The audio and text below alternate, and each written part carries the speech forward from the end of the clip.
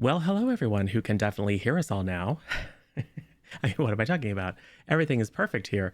Hi, it is a lovely Thursday before a long weekend, which I'm sure many of us are looking forward to.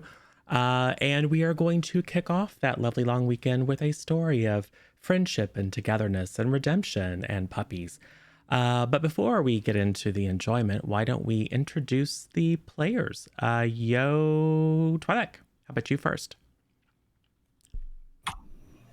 Hello,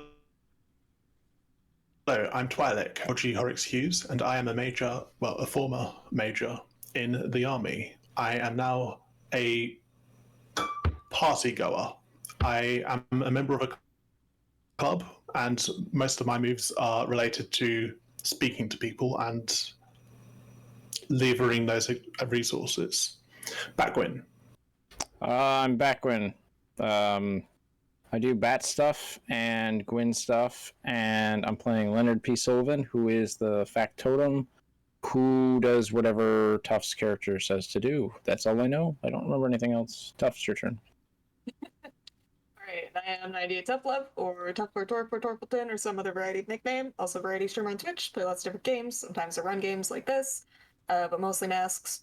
I am playing Alia Young. She is the undeniable. She is beautiful, gorgeous, super kind of super famous. Kind of has a cult, but that's fine. Nothing can go wrong with that ever.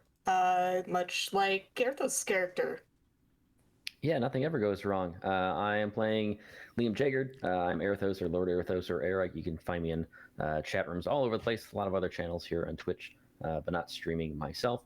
Liam is the vessel. He hears and sees and feels things that other people don't, and he usually pays the price when any of that happens. SJ. I am SJ or SJ_sidekick. Don't stream, but I'm here a lot, and I'm playing the American playbook. So Dakota, True Shot, Truman, good with a gun, possibly a little bit feral at night sometimes, but it's going well so far. So. Yep. And I am Michael or Zero Daylight, your narrator. One interesting thing is everything's changed on the tech side. So please, Misha or someone, if someone is too soft or if someone is too loud, would you message me? Because everything looks all wonky on my mixer for no apparent reason. So that's fine. Cool. Anyway, hey, what happened last time? Which was, by the way, a million years ago.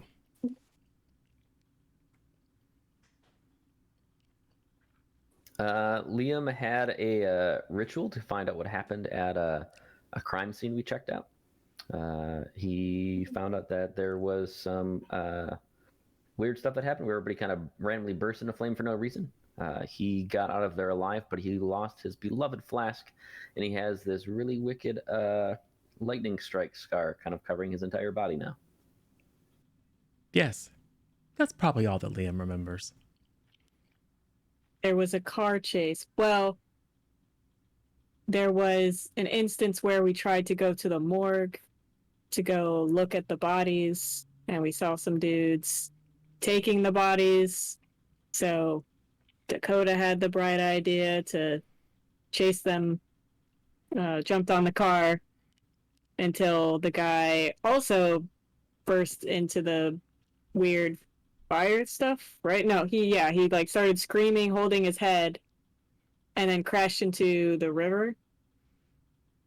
And I got a cool little box thing. Sure. And took it back to the group. And then I went out to just, relax as you do. Came back.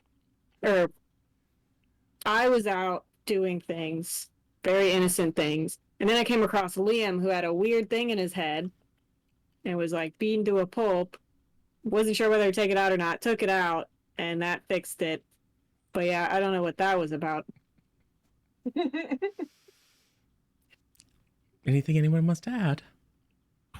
Alia and I went to see a friend to set up a seance, which... No, that was you and Dakota. Ah, Mhm. well, it has been quite a long time. The creator and I went to visitor end. So that has been set up for some time in the future. And we have also received an invitation to go and see the Great Expedition. Well, Not we've exactly. received an invitation to go to Crystal Palace, which is where the Great Expedition was several years ago. Yes. Well, close. So it is London, 1899. It is a hot summer. It is a dry summer. It is a time where, um, technology is just kind of getting started. Interestingly enough, the first radio transmission across the English Channel occurred just this summer, as did the first fatal car accident, in fact. I'm sure that has now risen to 2 after Dakota's little Doubled in jaunt, 1 year. right? We don't know he's dead. You have doubled the fatality count in car accidents in one day, but that's fine. Yes, the story began with Dakota smelling something, kind of like Oh bacon. yeah, the whole premise. I forgot. Yes, because we had seen a scene of a workhouse master coming in and seeing all of his people dead. You tracked the smell to the East End and found a group of bodies that had been burnt to crisps, but there was no fire. And it was through the investigation of that, but actually there was a lot of shopping and going out to lunch at the club and things like that that weren't related to actually tracking down what was happening. However, you did eventually decide, after some misadventure, to go and do some stuff. Meanwhile, Liam was at home doing some extremely problematic ritual, thus the scarring, where he gained a little bit of additional information. But the biggest clues that you had were that the workers had complained of hearing voices. Yeah, we got the boss drunk. Yes, Drunker than he already was. exactly. So you know that the workers were hearing voices. In fact, while you were investigating, I believe one or more of your party heard strange voices. And in Liam's vision, he likewise, he suffered the same fate in his vision as the workers. And it was in the retelling of that to Dakota that he recalled that one of the voices had a very strong Italian accent. So far from demonic or otherworldly, seemed to be quite mundane. And the name Crystal Palace had been mentioned a few times. You did go to the morgue to see what was going on with the people who had died, especially to see if the pattern of electrical burn that was on Liam was in any way similar to what was found on the corpses. The corpses were, as mentioned previously, in the midst of being stolen. You chased down the body snatchers, murdered one of them on the street right next to the police station, and then Dakota went for a little ride. Yeah. Didn't he come at me with a knife or something? Yeah, and then you shot him, and then Leonard. Yeah, so good shoot. Leonard beat him to death as he was like kissing all your shoes. It was real gross. But yes, you recovered some sort of strange device. You on the carriage ride back to Barrowditch. You powered it up a little bit and heard some static and a few voices, and again the name Crystal Palace. And you made it back to Barrowditch just in time for what happens to Dakota every time the sun goes down to happen. Luckily, we didn't have to completely change the story, and you were able to maintain control, but then you lost it later that night when you went out looking for some solace, found a guy that wasn't very nice, and murdered and ate him. While Liam decided, it's been a really rough day. I should go out walking by myself and say, hey, universe, why don't you sock it to me and give me some clues? And it did, in the form of a bunch of ruffians that beat the crap out of you and then stuck something in your brain. So there's all that. And actually, I think it was from that you recalled the Italian name, but it was fine. It was fine. So yeah. And yes, your beloved flask is missing. You had it in the vision at the workhouse. Right. And then after the vision, you didn't have it anymore. So who knows? And Alia and Leonard just decided to go and have a party. And you did. And you learned that a bunch of your followers and supplicants have a new name for you, the Lady of Light. And you asked one of them about it, and she said, yes, there's a strange man that comes in our dreams looking for the most beautiful person in the world, and we told him it was you. And you were like, I don't really like that. She's like, I'm sorry, and then killed herself. And then Leonard dragged her into a ditch or something. Georgie, being the good boy of the group, decided to retire early and had a lovely dream about Christmas dinner that then found its way at the Crystal Palace in some sort of weird cultic meeting where a naked Alia appeared and stood between two giant kind of electrified columns. And there was a bright light, and then there was something behind the bright light that turned everyone in the Crystal Palace to ash in a very gruesome fashion that Georgie got to experience in firsthand. So I think we'll begin with Georgie waking up in the morning. Taste of ash in your mouth. I think you probably awaken with a start. Probably reflexively feel your face to make sure it hasn't been burnt off. It hasn't.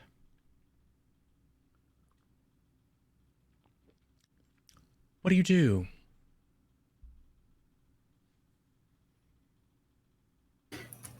I would like to get up and go down to breakfast.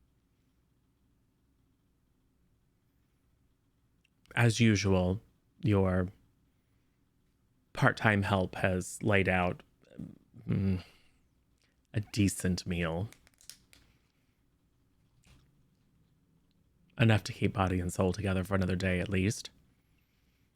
How's everyone else feeling? Yeah, I'm probably gonna go check up on Liam, make sure he's still alive, considering he had something in his brain earlier. Knock on the door, like, hey, Liam? Still alive in there? Still good? Nothing like bleeding out of weird places or anything? I don't think I'm bleeding out of weird places, but I have a splitting headache.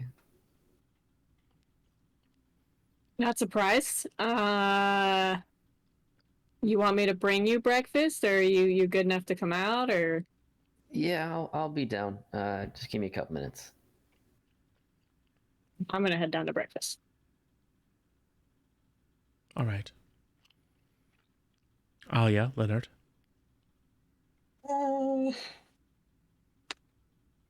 Yeah, Alia's probably already done. Tea, not eating. Probably didn't sleep last night. Still kind of full, actually. You already ate? Leonard slept fine. Probably gonna grab my brass knuckles out of my belongings, put them in my pocket for now. I want to make sure that Alia is doing okay, as it is my job. Fine. Why wouldn't I be fine? Just Should we go to breakfast? yeah. I'll drink some tea. Okay.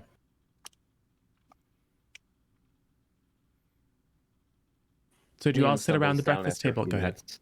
Go ahead. Oh, I was just saying, Liam stumbles down a few minutes after everybody gets settled and just kind of ignores the group and heads for the sausages and something to drink. Yes, in addition to your weird arcing pattern of scars, you now have a very obvious hole in your head. I love that for me. I mean, there's like an angry red welt and then a contusion around it where they stab that thing in your brain.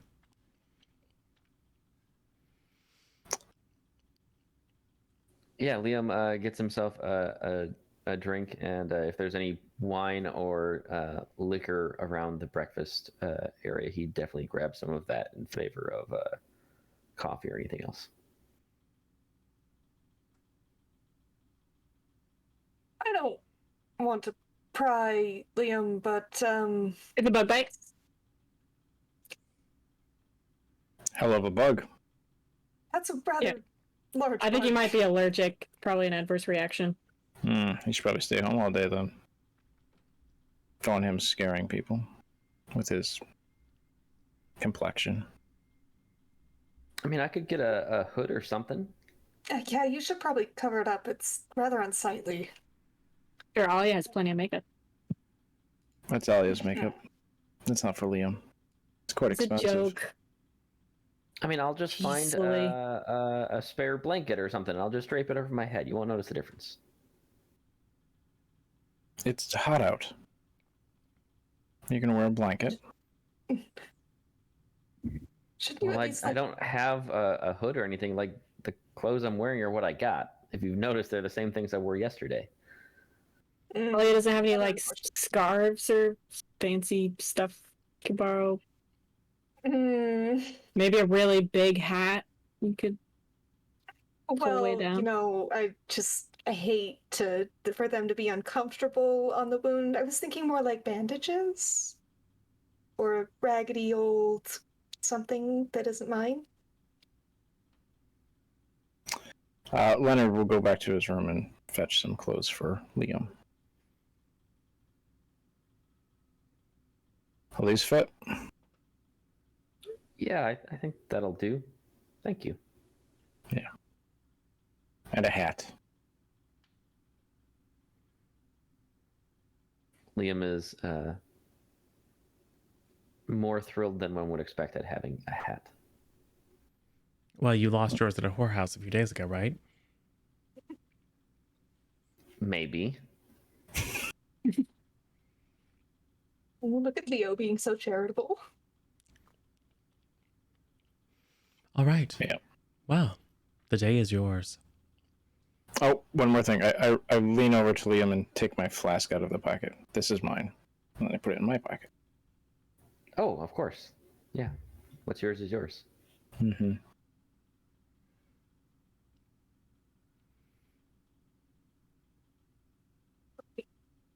Well, So what did you all do last night?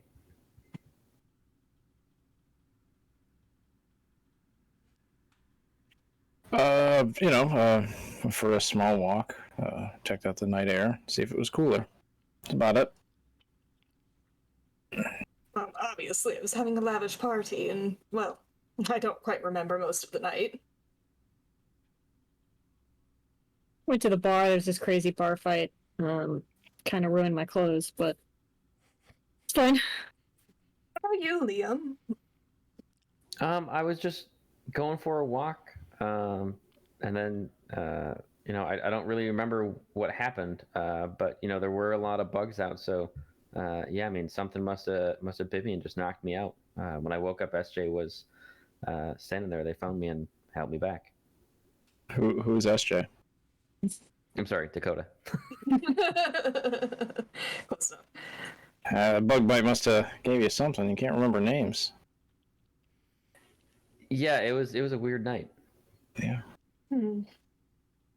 Well, I will say, I do think I remember a little something about some of the people at the party talking about hearing voices in their dreams.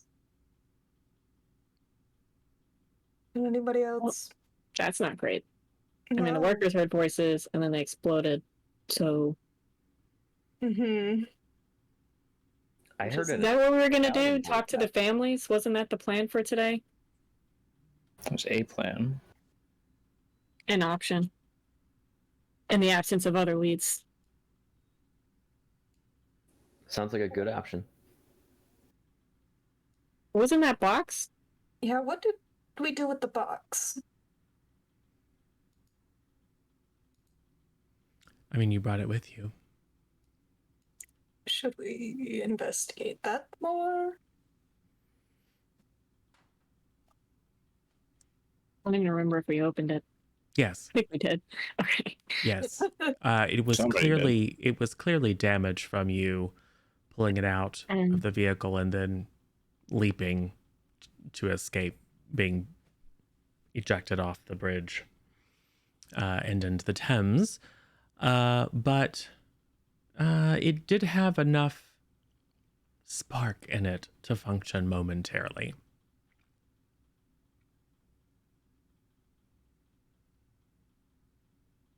It's a jumble of glass tubes and wires and various machinery. Do we know anyone technical that could maybe fix it up Well, you know of a name. or tell us what it is? I mean, I think the only person that any of you have ever heard of who is a whiz at that sort of thing is Guglielmo Marconi.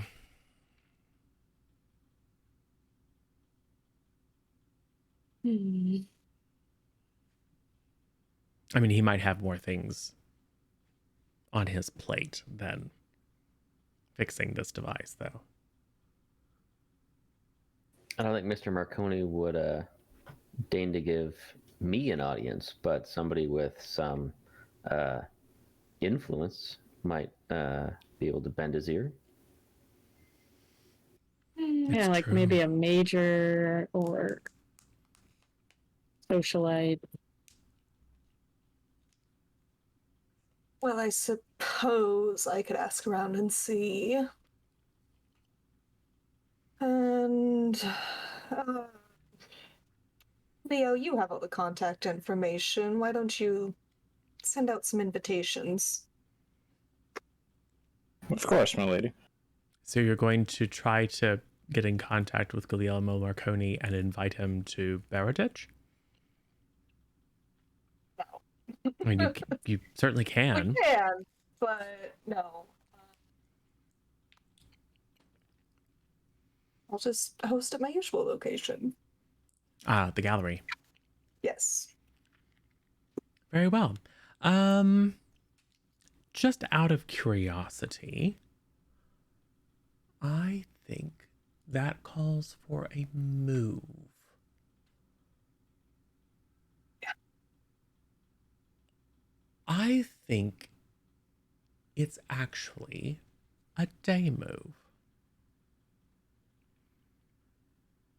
I think, well, it's a day move for a number of reasons, but I think overtly it's a day move because it is potentially risky to your reputation. You're having to spend some social capital and having to ask someone to come to you as opposed to them coming to you out of their own fascination. So, yeah, go ahead and give us a day move. All right. And what attribute do you think that would map to? Probably presence? Because Sure. I'm trying to pull my social stats. Yeah. It's like your reputation, which is an abstraction of how you show up. Makes perfect sense. Yeah. Oh boy. That'll be a 13.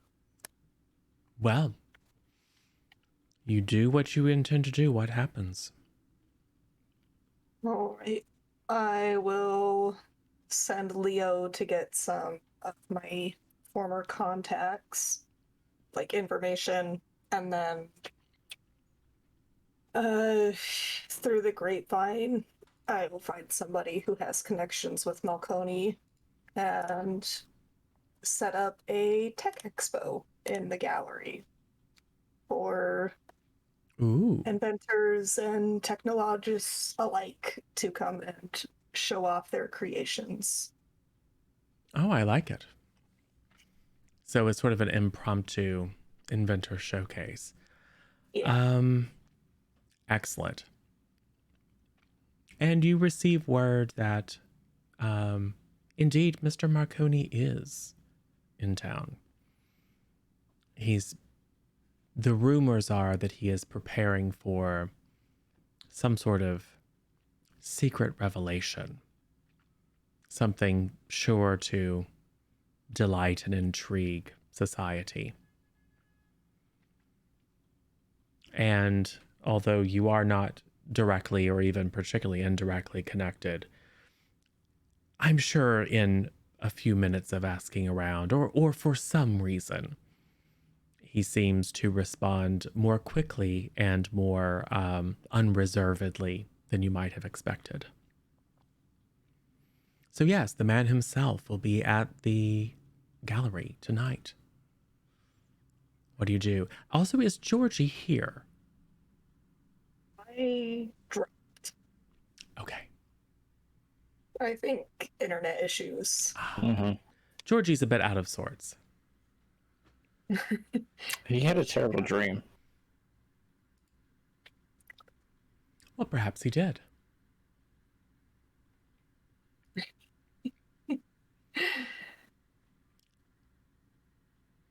Alright, well, the party's on for tonight. But as for what we do with the rest of the day, I don't know. I mean, we could ask. Still the family option, mainly just because the boss didn't really say what the voices were saying, what possibly led up to it, how were they exposed, why them, maybe that could give us some kind of hint, but Were we able to get any sort of indication on where the families are or who they are? No. talk to the boss. Probably still in the bar, honestly. If you could You could find talk. him, you could probably talk to him. It has been a day, however. I would have imagined that, judging by the area that they were working in, they probably lived around there. Or at least in some lower area. I mean, it doesn't Not a get place much... for Go ahead. some people. Yes, it doesn't get much lower than the East End. It is a place where there aren't that many addresses. There's lots of people down there, but very few people, need to have a formal address to receive mail or invitations to the latest soiree. Exit the lobby. Ah, thank you.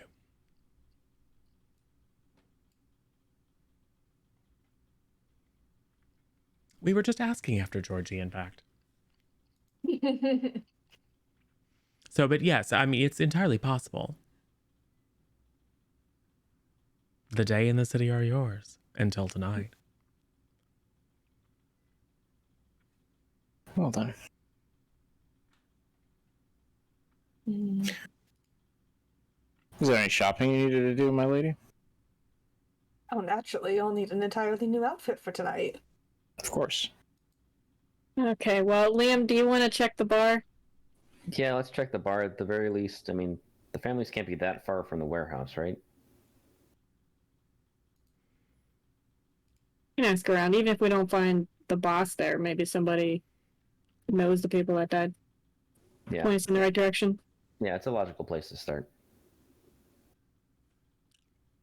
Sure. All right, so is everyone going?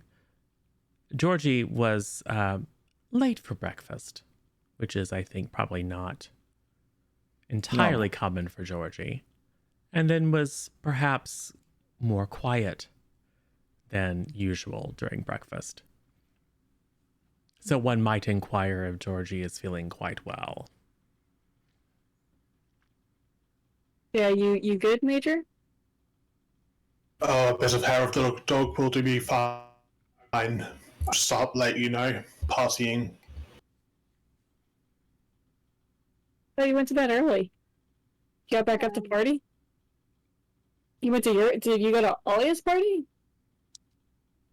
Oh, no. Just out with friends, that sort of thing.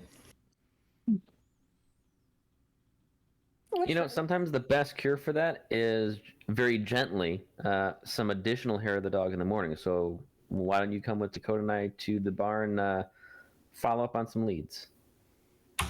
Sounds like a plan. Oh, I'll have to get outfits for all of you if you're going to be attending. Very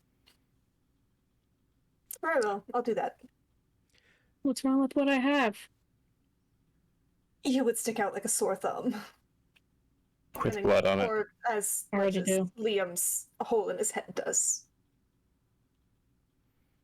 Is it really that obvious? It's pretty obvious. It's very blatant, dear. We'll Find a mirror. I'm sure you'll look quite Put some striking soon enough. bandages or something on it. Plaster. Can I make you guess, or should you be part of the wait staff? Ooh, the waitstaff would be overlooked.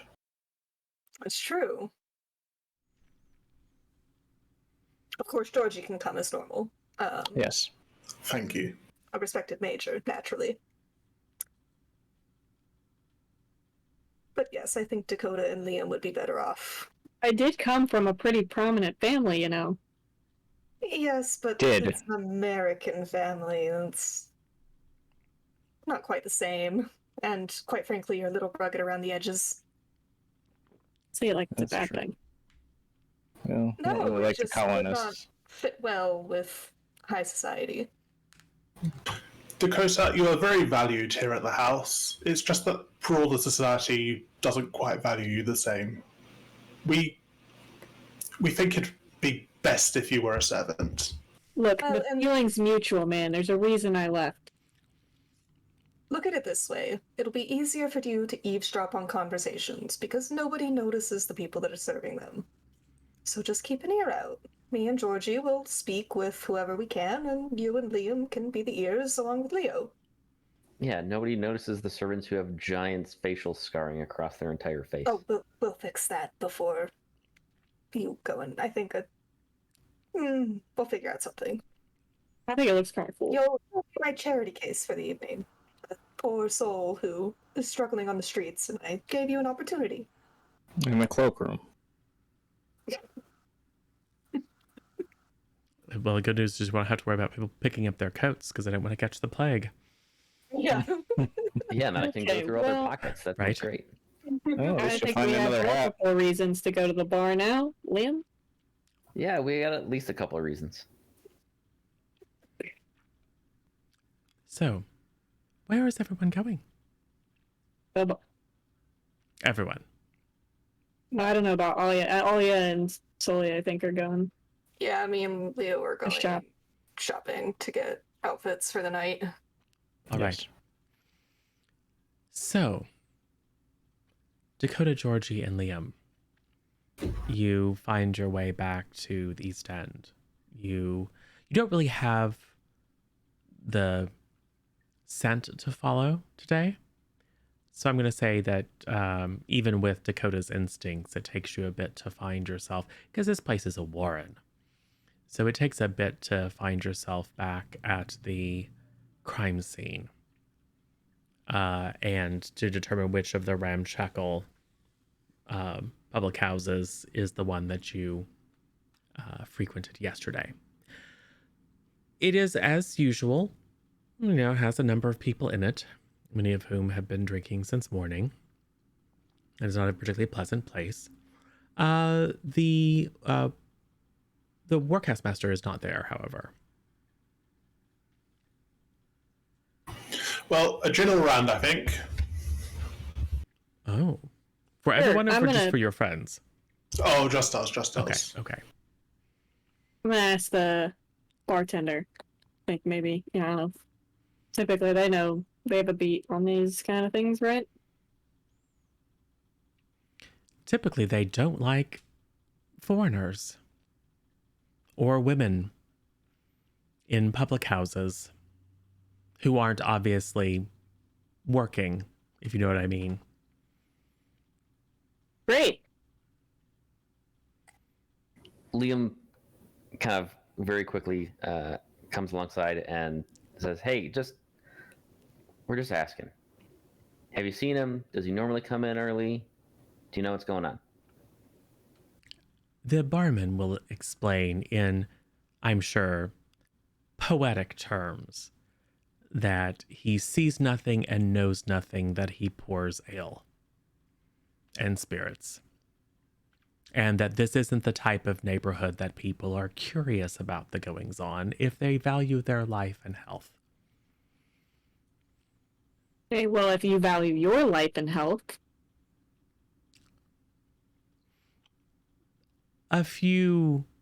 You hear behind you a few mugs slamming down on tables and a few chairs scraping against the sticky wood floor as the barman reaches underneath the bar I'm And- drawing my gun. and sets if and that's- like sets a truncheon on.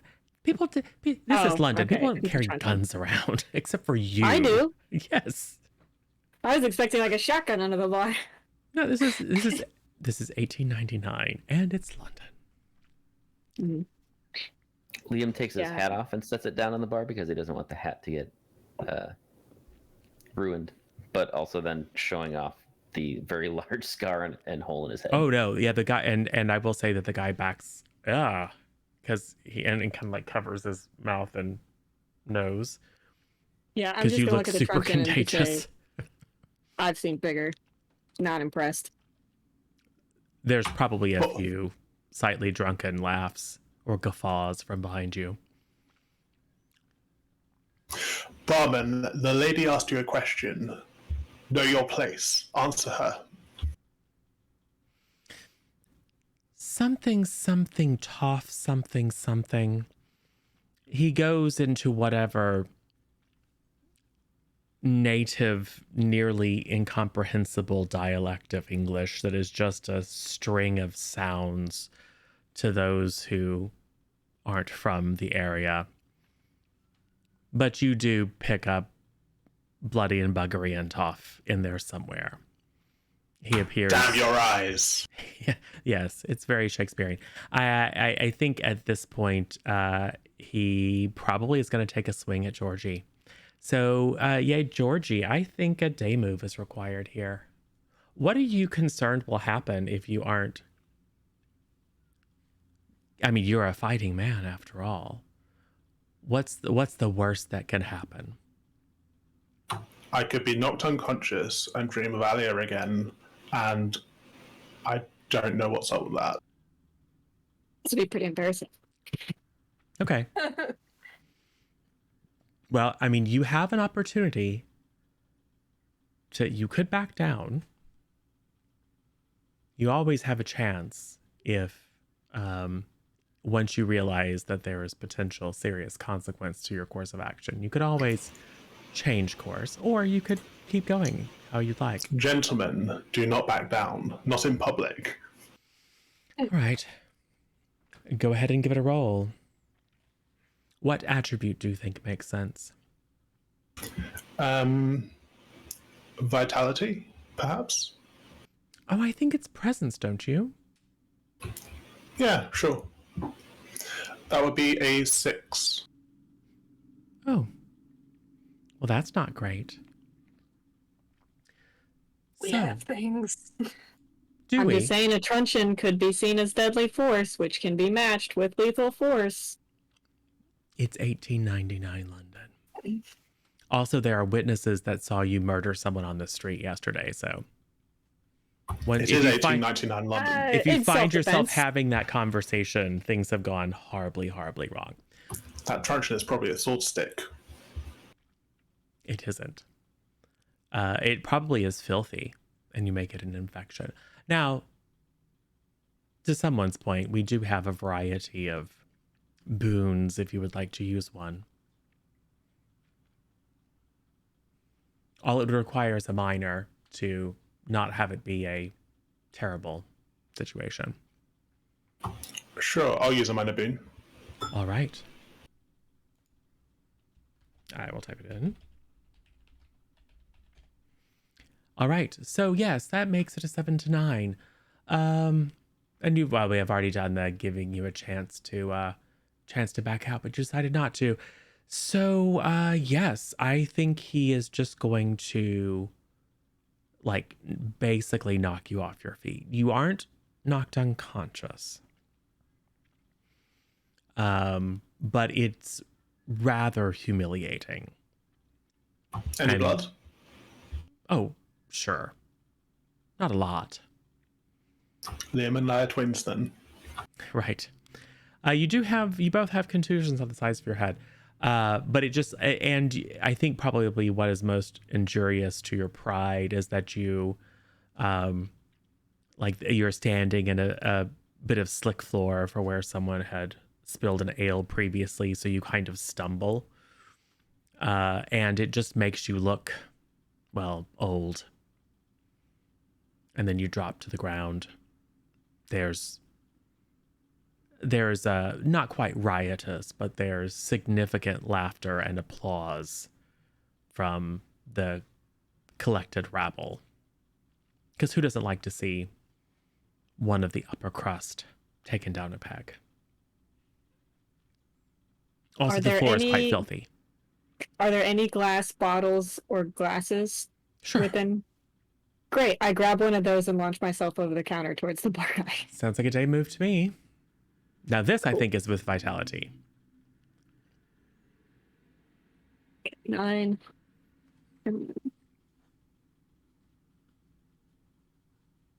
Oh, +1, so 10.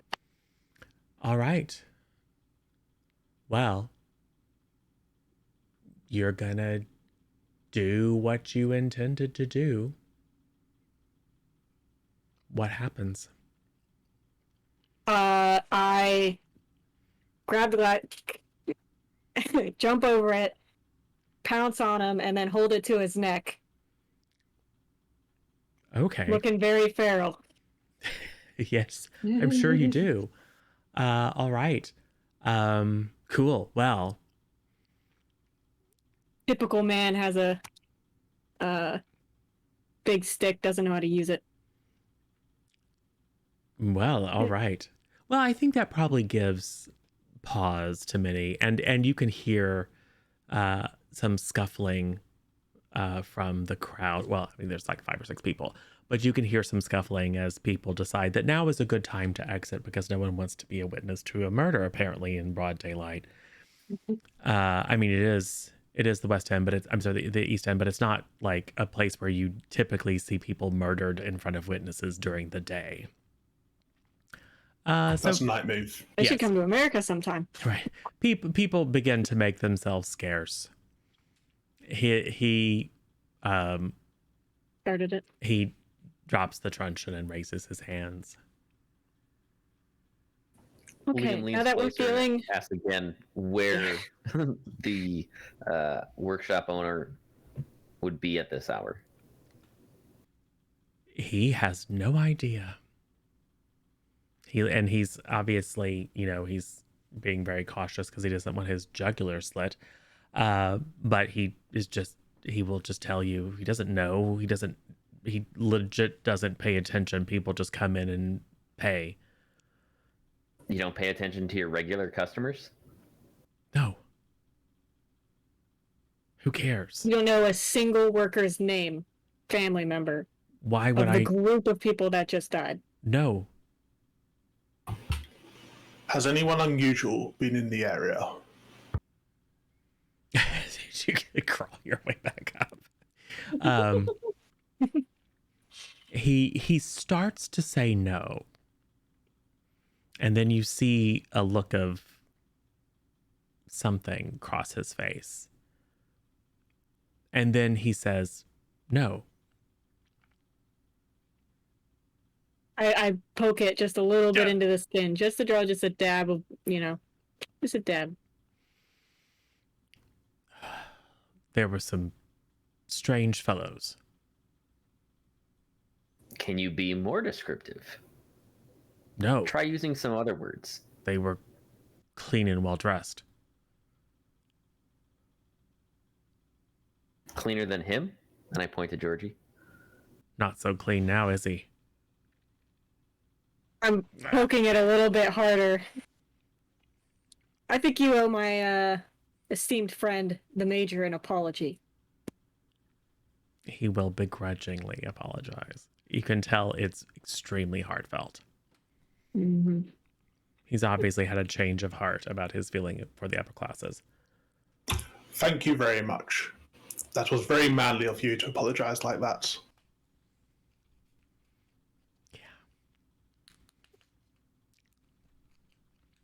But no, it was just well-dressed people looking to not...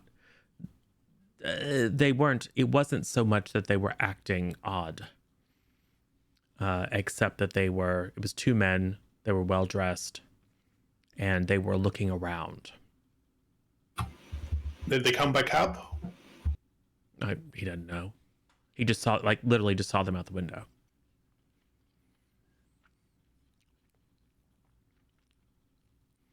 And it is to this scene that the constables arrive. Oh.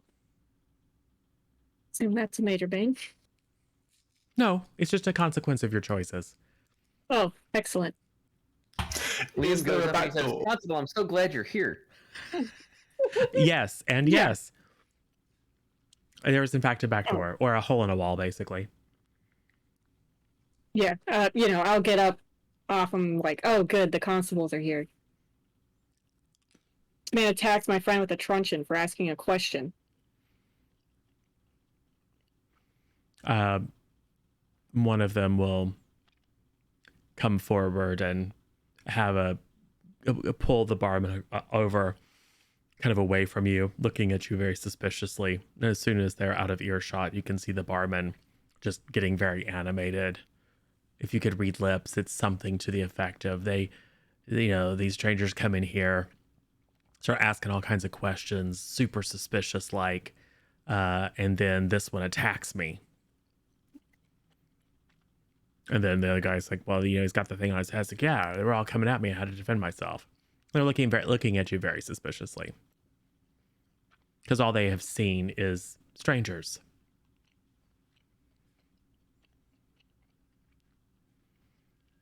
What You do do? arrested him or what? Well, I think someone's going to be arrested. Well, a major didn't just come into a bar to attack some random bar owner. Stranger things happen. So yes. Doesn't sound right. Doesn't sound like it makes any sense. Sounds a lot more likely that he asked a question, bartender got violent because bartender. I wouldn't have started a fight. I am a tiny female. Who's carrying some 6-shooters at her hips. Self-defense. Gotta have it because I'm so weak and frail. Who they just saw with a broken bottle at this guy's neck. Once again, self-defense. I could have killed him and I didn't. You're welcome. Yes, you hadn't yet. So you admit to attempting to kill the barman. And no, I wasn't excellent. trying to kill him. We interrupted just in time to save him. the barman. Yes, you're all being arrested unless you'd like to do something about it. Officers, can't you see that 2 of us are injured and the barman is fine? He clearly had the upper hand. He's bleeding down his neck from the gash in his neck. It was a dabble. You hit him twice. Into it. Hit him? I had it pressed against. You said you drew blood. Yeah, I said a dab, just to get a little spot of blood. Yeah. Are these the same 2 coppers who were at the No.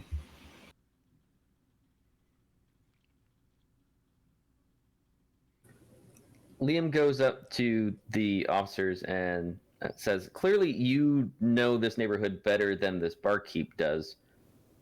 Maybe you could answer a question and then I'll go with you and answer some of your questions. I think you'll come with us and answer our questions. Why don't you ask us here? Why are you taking his side? And then if we don't lock you up, then maybe we'll have a conversation. Why are you just taking his word? You didn't even ask us what happened. No. Sounds like corrupt cops to me. That sounds like the way the system works. It's not America, it's London.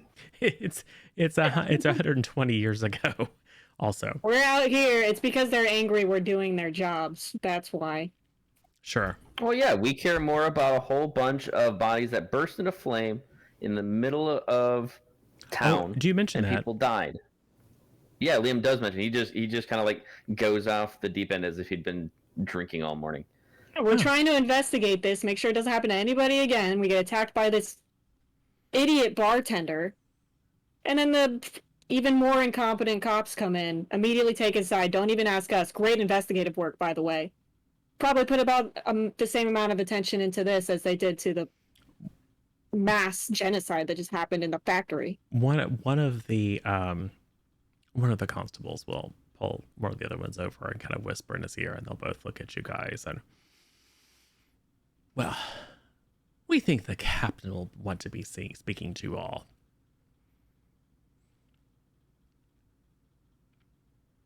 Come along. Great. Bring him on down. No, that's not how it works. So, you're being arrested. How were Alia? I'm gonna look at Liam and Georgie and see what they're thinking. Like, are we could, I could take. Right. Yeah, you could certainly shoot them. They don't have guns. How are Alia's shopping? Is how stacked is Leonard's pyramid of parcels? Oh, like he can like not see. I have to like take a box out from the middle, like Jenga style, and put it on top so he has eye holes because he Okay. kept running into things, and I can't have my things falling on the ground. That's disgusting. Yes. One of the shop girls will say that you are looking for a suitable pair of shoes for Dakota.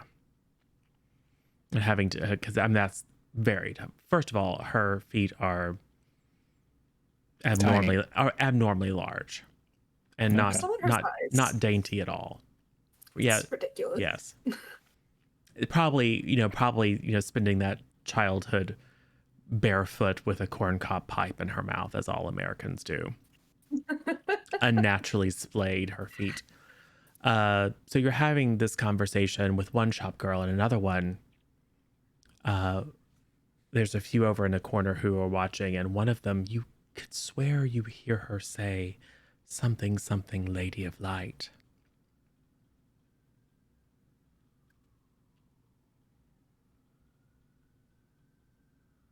I will approach. Yes.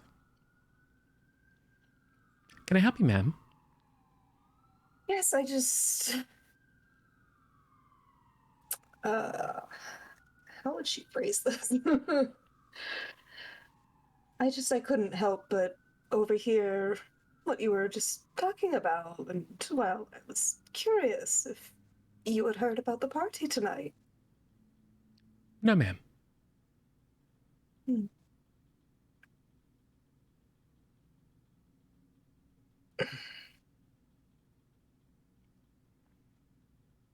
Then why are you talking about the Lady of the Light? Oh no, it's well, there's a young fellow that I go about town with sometimes, ma'am. And we were talking about dreams. He's an artist, you see. He was showing me one of his paintings inspired by one of his dreams. He calls it the Lady of Light, and I swear, ma'am, it looks just like you. You aren't a model, are you? Oh, no, I modeled once, and that was all that I needed. I sometimes serve as a muse, though. Oh. You don't know my Reggie, do you?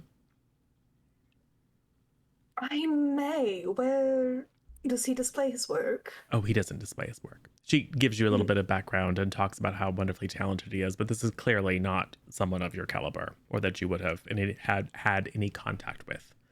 Also, this young lady is not one of your supplicants. And you can probably subtly, oh, I'm sure he's a handsome fellow. What does he look like? And get a description. It doesn't sound like anyone you know. That's not great. Where could I find Reggie? You know, I have a gallery of my own. Perhaps he would like to start attempting to sell some of his work. Oh, I could tell him, ma'am, if you can give me your address. I'll just tell you where the gallery is. All right. Pass Thank you, that ma'am. information over. Yeah, she does a Yes, little of curtsy. course. Yes, have him reach out to me one of these nights. I'm usually there. If not, one of my subordinates will assist. All right. So on with the shopping. Dakota, Georgie, and Liam. I'm gonna try one last thing, and I'm just gonna kind of show one of the 6-shooters on my hip. I think you should really rethink your police procedures. All right. Day move.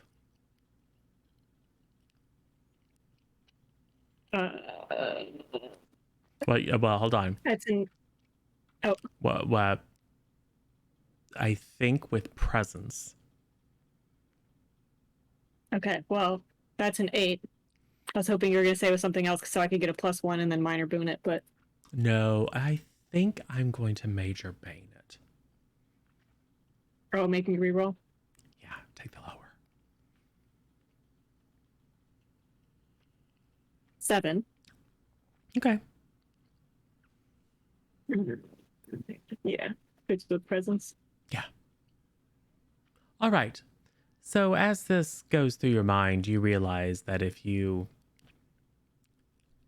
effectively threaten the lives of the constabulary, things could get I didn't much say worse. anything threatening. I mean, Well, it's effectively brandishing. It is it's an implied if you don't listen to me, I'm going to start shooting, which could very much escalate. This could be the situation where they don't worry about showing you to the captain. So with that in mind, you will find yourself vulnerable as a result of this course of action. You can continue and face the consequences, or you can reconsider.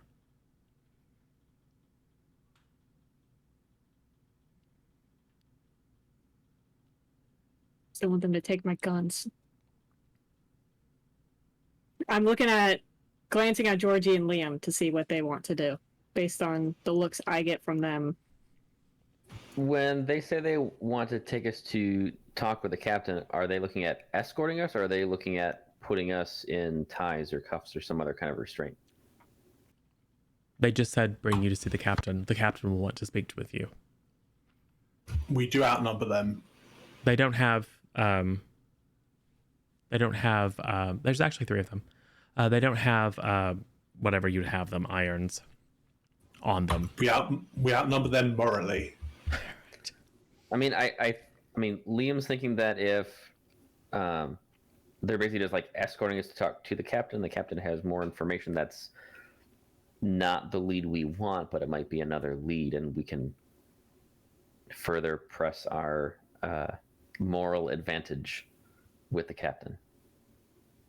Okay, then I'll. Well, clearly, these guys don't know anything. I'll walk, but if they try to take my weapon, then.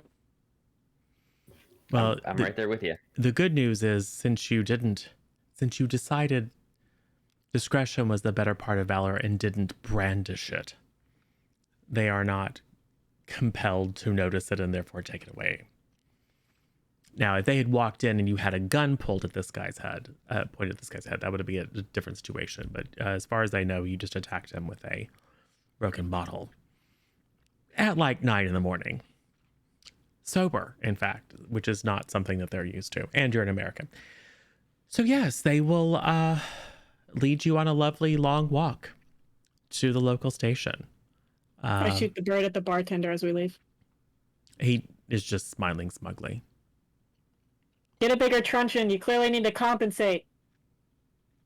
Okay. Before they leave, Liam quickly runs back to the bar and grabs the hat. Yes. Can't forget the hat. I have taken out a handkerchief and I'm dabbing at my wound, but I'm actually smearing the blood so it looks even worse. Yes. Smart. All right. And affecting a limp. I mean, Liam is also pretty still beat up from last night. Yeah, Liam doesn't have to fake anything. I just look like I was beat up. Well, you look Half I mean, dead. you look like a leper at this point. Just all like, all you need is a hunchback, and people would definitely cross the street. And there are, in fact, people who like are walking down the street and then like look up and see you and then cross the street, holding a handkerchief over their mouth because you do look like you are inflicted with some sort of horrible disease. Yeah, that's fine. Liam will lean into that impression right now. Yeah, well, and we'll say the constables are somewhat reluctant to grab a hold of you. They're mostly just watching Dakota because Dakota is clearly insane. You hear some mumbling, and then you hear something about Bedlam, and then something. Still can't believe these guys thought a distinguished major, a tiny female, and a no offense, Liam, but diseased and quite None taken. decrepit man tried to start a bar fight. I mean, if they That's hadn't smart. seen it with their own eyes. I mean, They caught clearly, the I'm end not of it. starting a fight with anybody. I didn't say, I said started. Right. Doesn't mean we won't finish it. I mean, you did start it, but that's fine. He swung the first, he got violent first. Someone flashed a gun. Right? He put the truncheon. Yeah. It's fine. Anyway, he The was police right. have no idea that a gun was flashed. Right. They've never seen a gun Thank before in their goodness. lives. Thank goodness. Oh, they have probably, but thank goodness.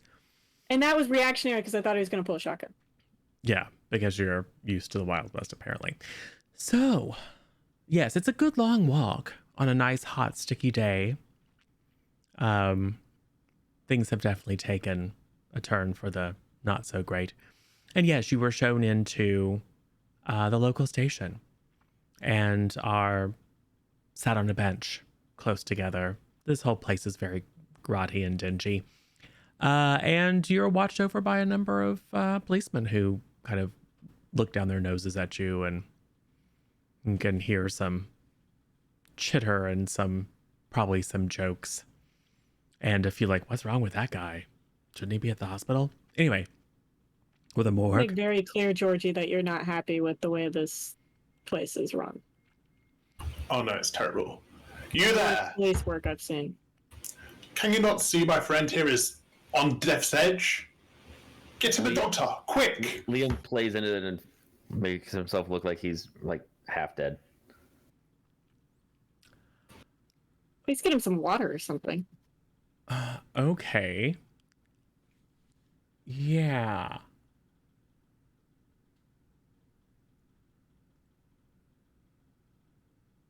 I thought the point was for you to see the captain. They probably, like you play into it like you're woozy or maybe you cough a little bit. I think they do probably see the wisdom of not having you sitting out here. I mean, the understanding of exactly how diseases are spread is not the greatest at this time, but it's you know, it's still common sense. Though if whatever you have is indeed catching, that they might in fact be subjecting themselves to risk. So yes, a couple of constables will first don gloves and then come over and grab you and take you into a room. And they will give you a glass of water. A tin cup of water. Yeah, Liam grabs the cup with both hands and holds it very close as Cool. he just sips on it. And they lock you in. So, What Wait, what? else is in the room? a chair and a table. So they locked me in a cell with a tin It's not cup. a cell. Interview room? Yeah. We need to see our lawyers. You there? When can we see our lawyer? What are you even talking about? I think they probably get a laugh out of that. I am a gentleman of means with a person on Then retainer. what you do it in the East End, chappie? I merely stopped in for a drink. Mm-hmm. Because all you high and mighty lords and ladies come down to this neighborhood for a drink in the morning. I can assure you, us high and mighty lords and ladies go for a drink wherever we damn well please. That's more like it. Also, we were trying to help the people here. You know, the ones that just died. More than you're doing. But no, go ahead and judge. Right. So yes, there's a little bit of banter back and forth. And after a few minutes, a constable will come and escort you into an office. It does have a lovely sort of half glazed door. I mean, there's a crack kind of in one of the edges of the glass. It's probably seen cleaner days. But you were escorted in, and the constable closes the door and, kind of puts his back up against it and crosses his arms there is a surprisingly smartly dressed fellow, dark hair, a little salt and pepper at the temples, freshly cut, kind of a well-trimmed mustaches. He's in like a vest. His jacket is hung on a hook, so he's in his shirt sleeves. And he is busy looking at something. And he bids you to take a seat. I do so. So, starting a bar fight in the morning. We didn't start it, we just finished it. Captain, please. We were attacked by that barman. What were you doing in the for bar at 9 a.m. questions. in the worst part of the East End? Well, I rather wanted a gym. No, we were there because we wanted to ask questions about the deaths in the factory. He didn't like us asking questions, so he turned violent to try to, I guess, dissuade us from asking questions. And what Hit the involvement major do you with have in attention. those mysterious deaths? Again, we're investigating it. We're trying to figure out why it Why? happened. You see that? Did you see our friend out there? No. Okay, well, he's probably next. I have more water. You just knock on the door. Yeah, no one comes. He's been hearing voices like they have, so he's probably next. Hearing and, I mean, you've already voices? seen his state. So Yeah, like the workers did prior to them all dying simultaneously. he will pull out something else and begin writing. So the workers were hearing voices, you say? How is it that you know so much about this mysterious occurrence? How is it that you know about it at all? I know the concept of good police work is probably foreign to this department, given the reason we're here and the bartender isn't.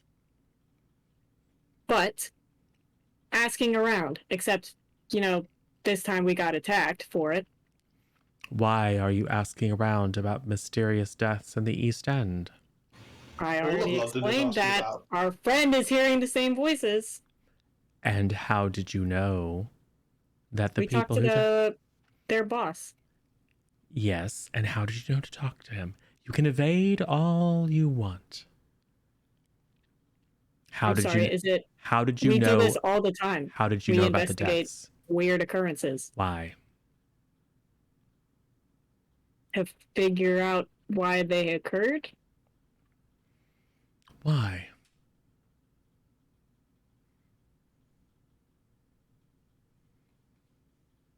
We're good at it.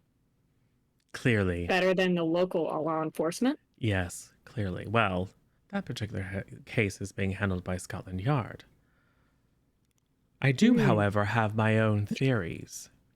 It appears that our superiors missed a vital piece of evidence when they searched the scene that I believe will point us to the villain who was responsible for the deaths of those worthy individuals.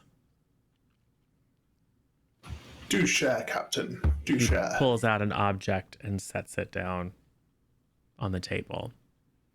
Does this look familiar to you? It is a... What is it? It is a somewhat battered and scuffed flask. And in fact, it does look quite familiar.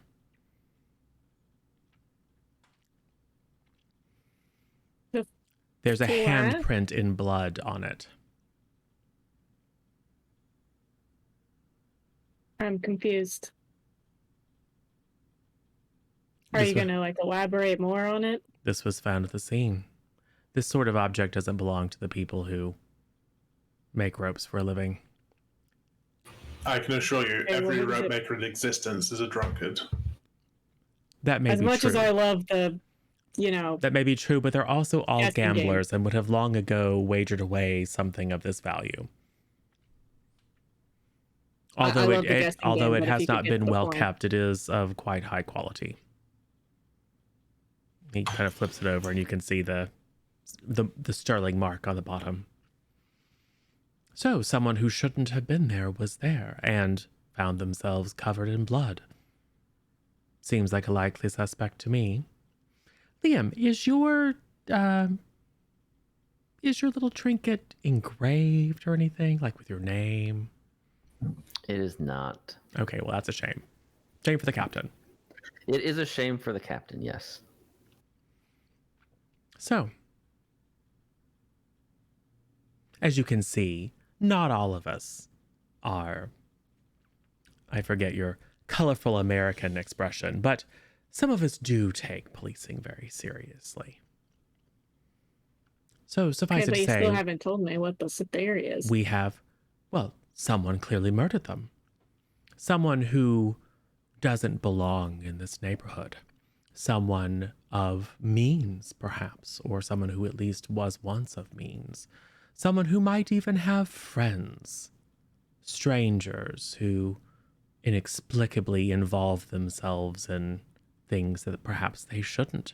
Who then come back to try and see if any clues were left behind that might incriminate them. Okay, but if that was the case, wouldn't we have picked it up? I get what you're putting down now. You're implying it's us.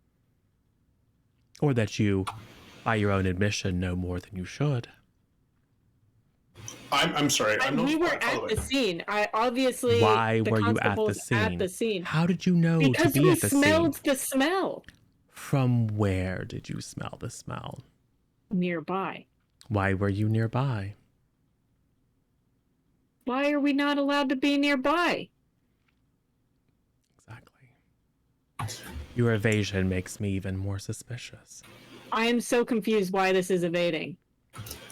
It's not like we were hiding. We went to the scene, talked to the constables. That's the part that confuses me. But then again, stranger things have happened. It is in fact a well-known phenomena that people who commit crimes of mania or insanity return to observe the havoc that they've wreaked. They appear to enjoy the chaos that they cause.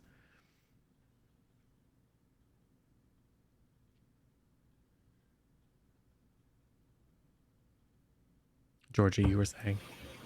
I was going to ask what possible motive we could have for killing a bunch of rope makers. That is my question as well. Would Also you like to doesn't tell explain me? the voices. Well, it's the first I've heard of it. Perhaps you hear voices. Maybe you should talk to their boss. That would have probably been a good place to start. It looks like we He have has disappeared. Police work, It looks considering like he's we the have- one that locked them inside. It's a common practice. It's one that I don't personally approve of, but it's also none of my business. God, you Brits.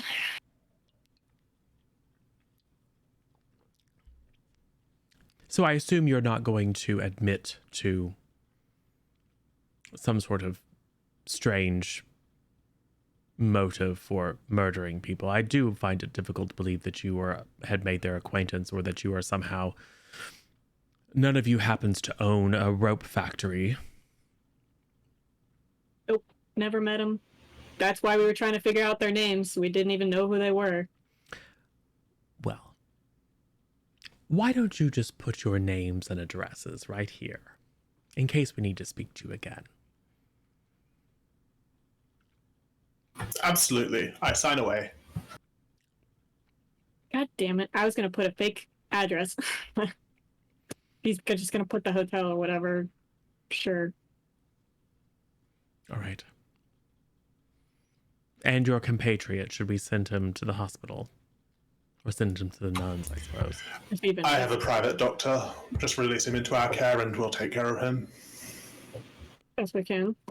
Very well. Well, if you come across any information... Oh, we have plenty. More than you. But maybe you should do your leads first. Substantiated information that doesn't further incriminate you. Mm-hmm. But don't worry, we'll be speaking again. Yeah, I'm sure you're just looking for information that points to us rather than trying to figure out the truth. Confirmation bias. Great, you've been of no help. Thanks a lot. Oh. Dakota really wants to spend the next 2 weeks in prison. I'll let you know when we solve this. Yes. Don't do If any you of wanna. that. If I catch any of you in the East End again, I will lock you up. And your name, Captain? Lagrange. Very well. I'm certain our paths will cross again, Lagrange. And when they Do you have a do, rough childhood? Yes, they will.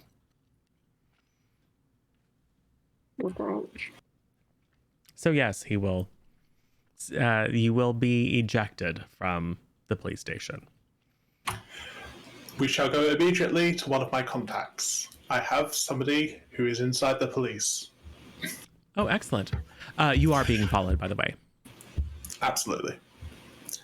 Lady Winifred Wheatley Grainworth. Mm. Her family owns Scotland Yard, the actual building itself, and they rent it out to the police. And I shall be speaking to her about this Captain Lagrange forthwith. Okay. Sure.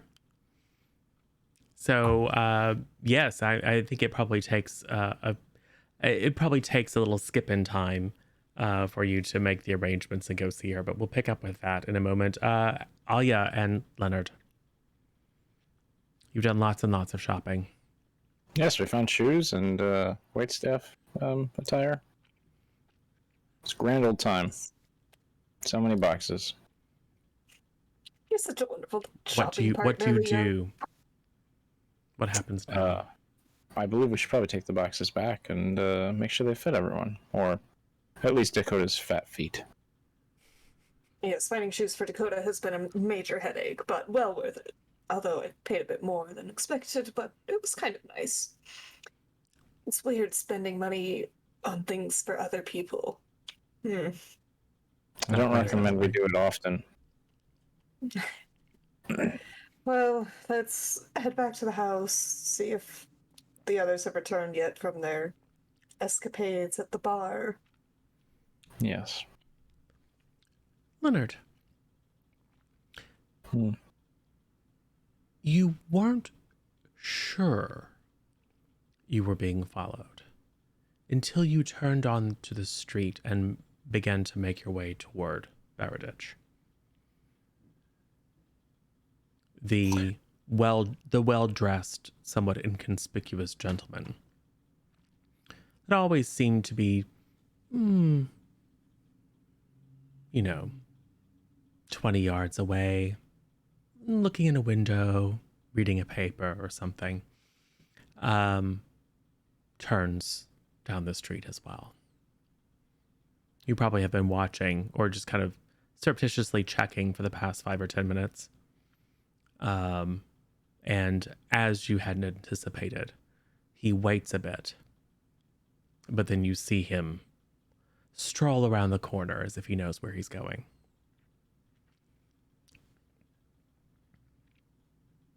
How busy is the street? Not very. And it gets less so towards your end. Of course it does. Yeah, no one wants to be seen anywhere near the vicinity of Baradich. Of course not. Milady, Yes? we're being followed. I don't think he's one of yours. Not one of mine.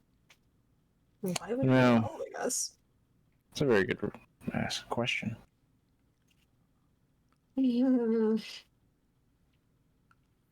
Well,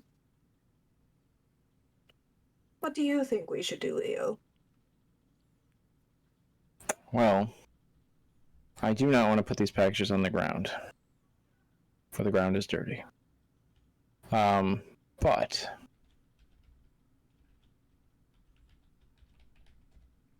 I don't know.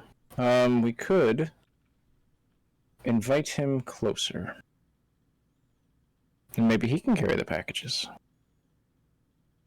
Maybe you can convert him to be one of your followers. And we can get more information that way. Yes, but that rather implies some rather distasteful things. but it wouldn't hurt to try to get some information out of him. And, well, we put the waitstaff outfits on the bottom, so they'll be fine to set down for a little bit. Sounds good to me. What happens?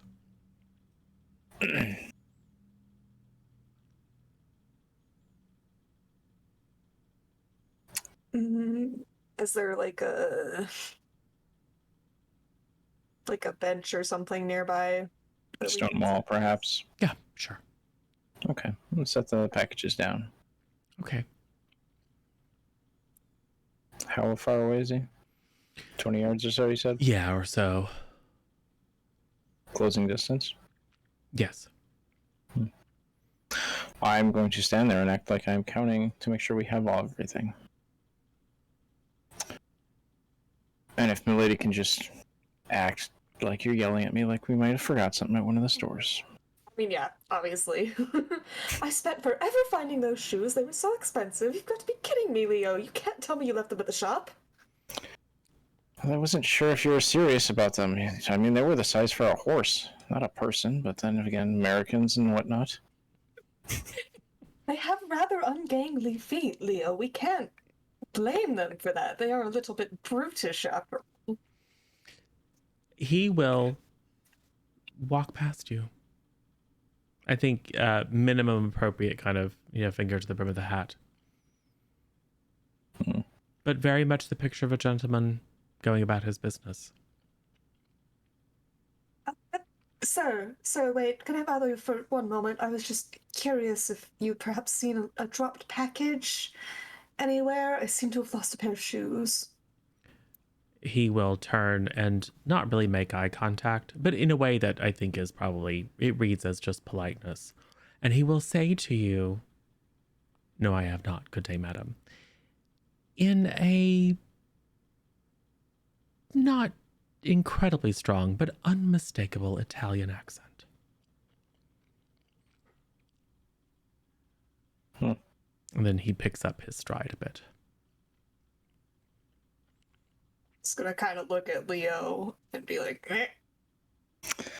Yep, I'm gonna duck around behind my employer and put my hand in my pocket, put my helpful friend on, and then walk up behind the gentleman and... You're going to run after him to catch him? I guess so, why not? How's Okay. it gonna go?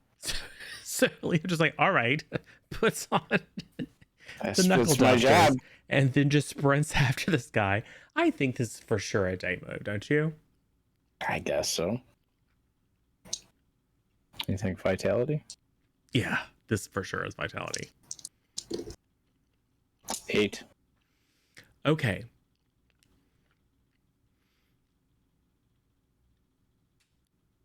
You know nothing about this individual.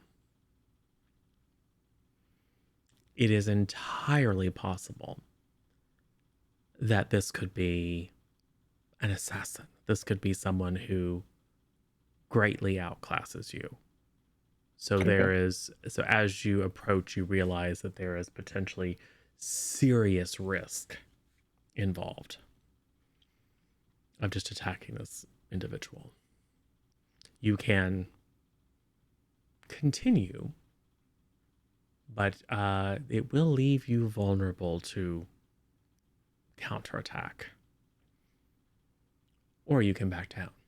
If you go through with it, I get to describe exactly what happens. Right.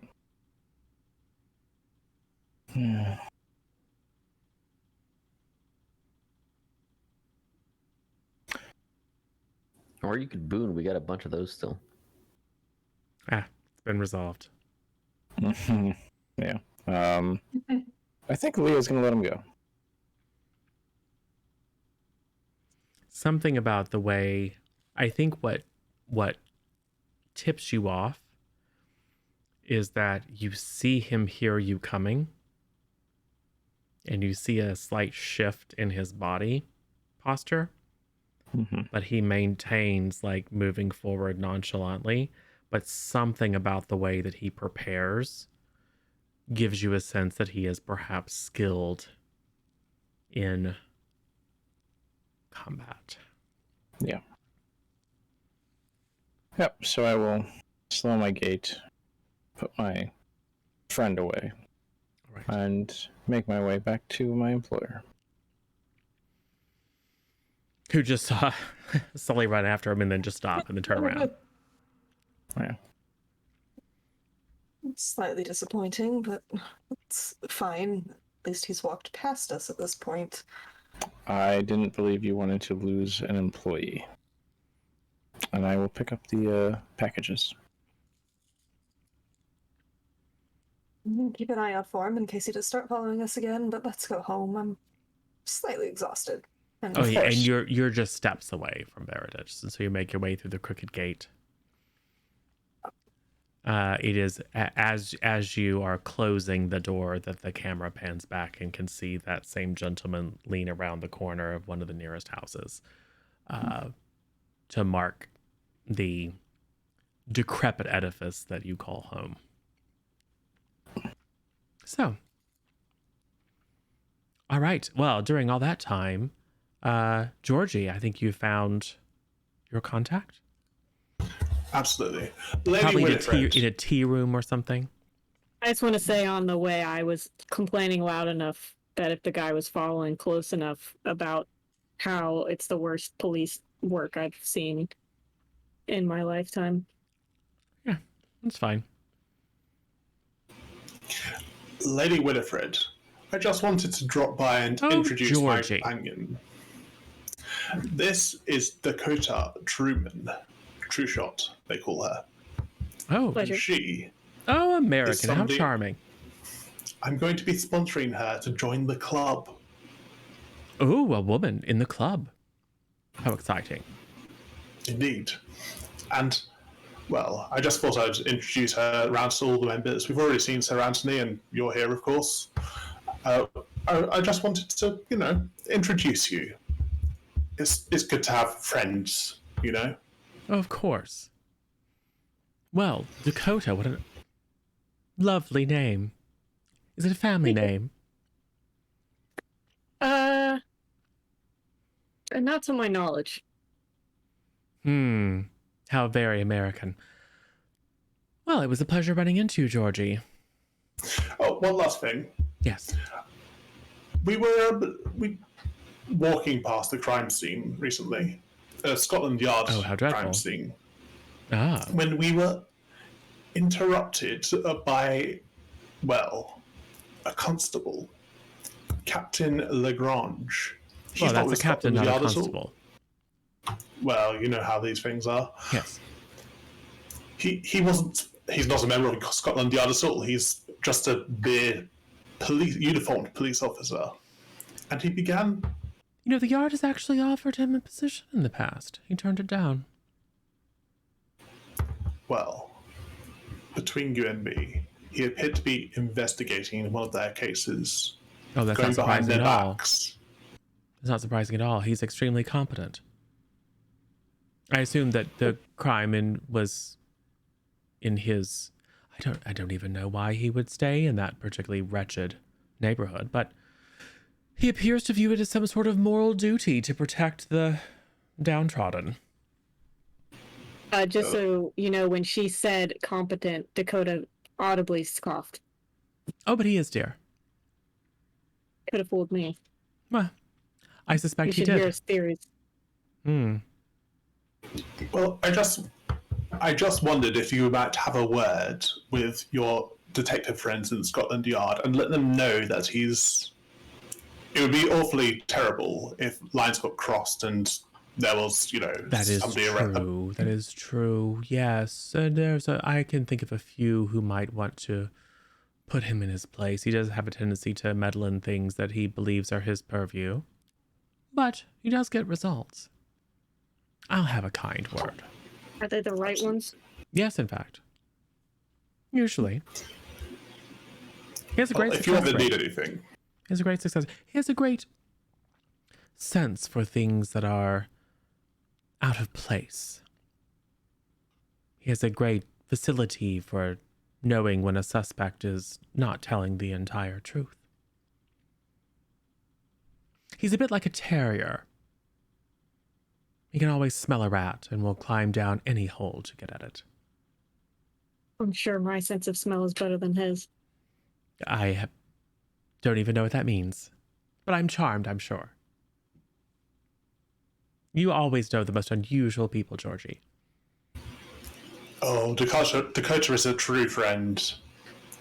I would be absolutely delighted to... Who was that cadaverous gentleman kind of lurking over in the corner there? Ah. Well, that is Liam. I am not going to be sponsoring him for the club. Don't worry. Well, You can use the hand trades to like cover his face. he doesn't appear to be well. Maybe he shouldn't be No, out no. in polite society with whatever affliction he has. Oh yes, we'll get rid of him. I'll be off with him. I think that's wise. If you ever need anything, Winifred, just let me know. Of course. Yeah, so- Always a pleasure. And then she kind of looks Excellent. pointedly at Dakota. Pleasure meeting you. Of course.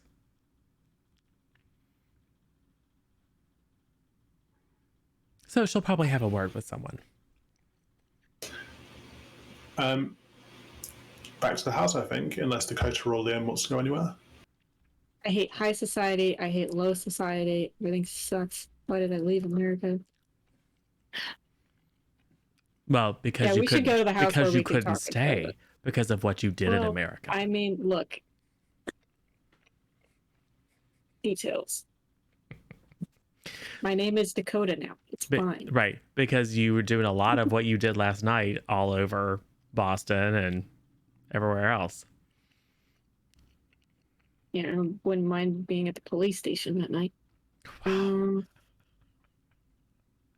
Hi, Meg. Hi, Meg friends. Yeah, sorry, Dakota is very salty right now because Dakota is a monster who eats people and doesn't like it that when she attacked a barman with a broken... When she was He caught attacked first. she was caught nearly killing a barman with a broken bottle, that the local constabulary thought that she was suspicious. To kill him non-verbally, but I didn't kill him. I probably wasn't going to. Probably wasn't, but it's fine. And he did start it, and we were telling the truth about him starting the fight. Yeah, well, you're super sus, is all I'm saying. Anyways, And they are small, right to be tiny suspicious woman. of you because you ate someone last night. Mm-mm. It's Gotta true. do what you gotta do. Also in self-defense, by the way. Anyway, Kind of, more or less. I mean, you went out looking for someone, and it's fine. Well, I was looking for something else. I wasn't looking to kill Prostitution. somebody. That just, But it's fine. happened. He was poor. He deserved Different it. kind of eating, That's Georgie's take. We should go somewhere where we can talk privately. Yes. Georgie, you Away from these incompetent cops who don't even know how to do a proper tale. you're now saying you're speaking what amounts to a foreign language in a proper tea room.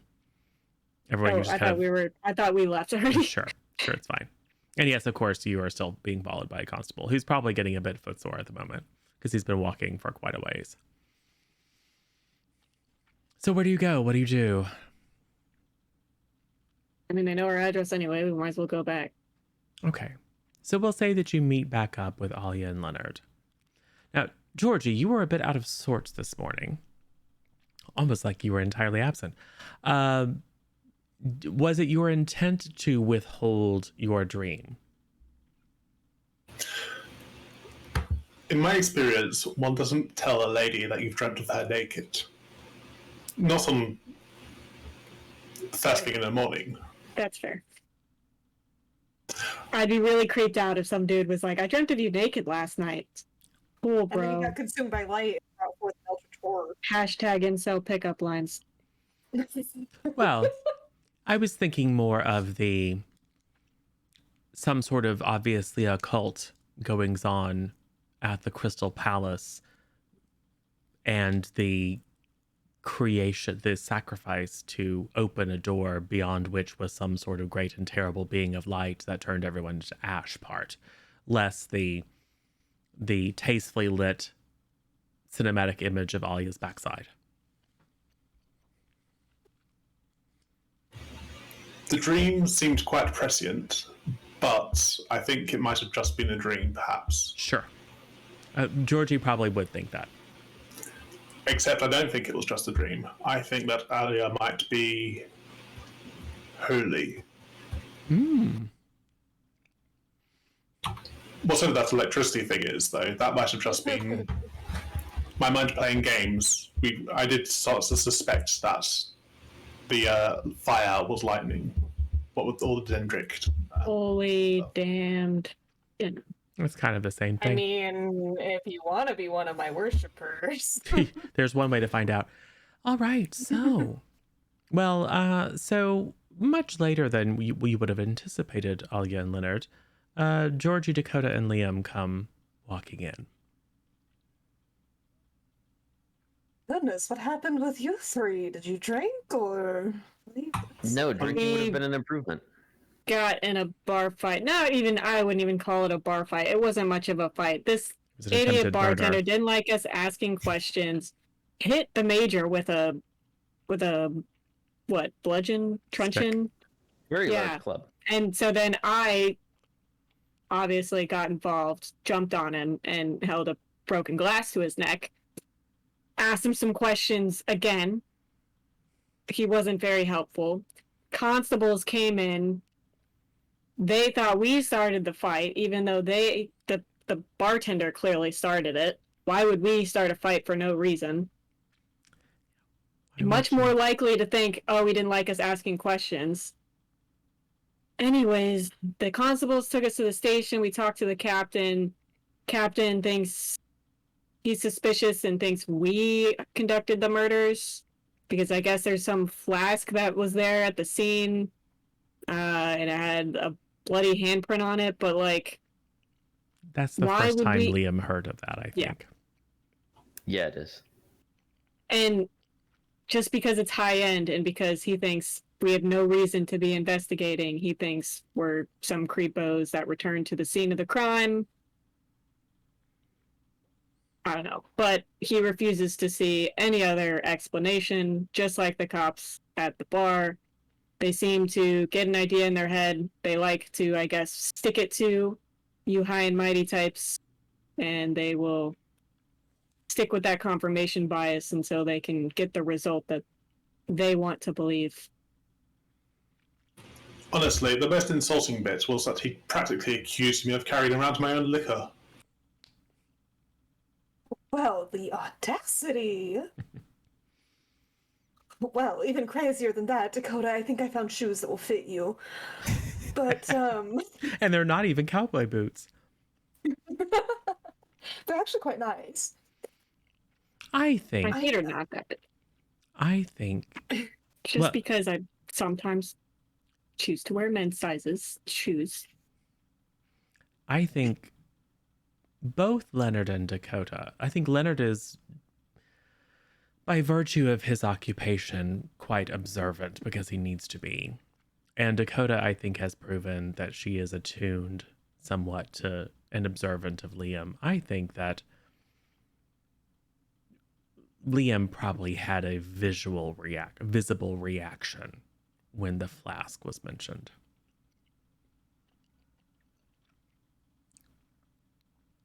But not so visible that like everyone stopped and noticed it. But it was enough that it kind of like had a look that probably registered with both Leonard and Dakota. Yeah, probably been like, Liam, you missed that part. You weren't in the room, but yeah. Basically, he thinks we killed them. And he doesn't even know about. He didn't even know about the voices or anything. They didn't question the employer. He didn't think it was weird that they locked them inside. I mean, it's not weird that he locked them inside, but that's. Dakota, how long have you been here in London?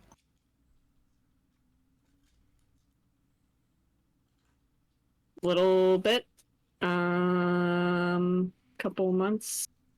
Few months. Have you not seen how the constables do their work? They look at it, they come up with an idea, and that is it. Yeah. There's no work done here. I don't know how things are done in America. Never been. Don't want to go. Sounds terrible. Dreadful. But yeah, that's how things are done here, and that's it.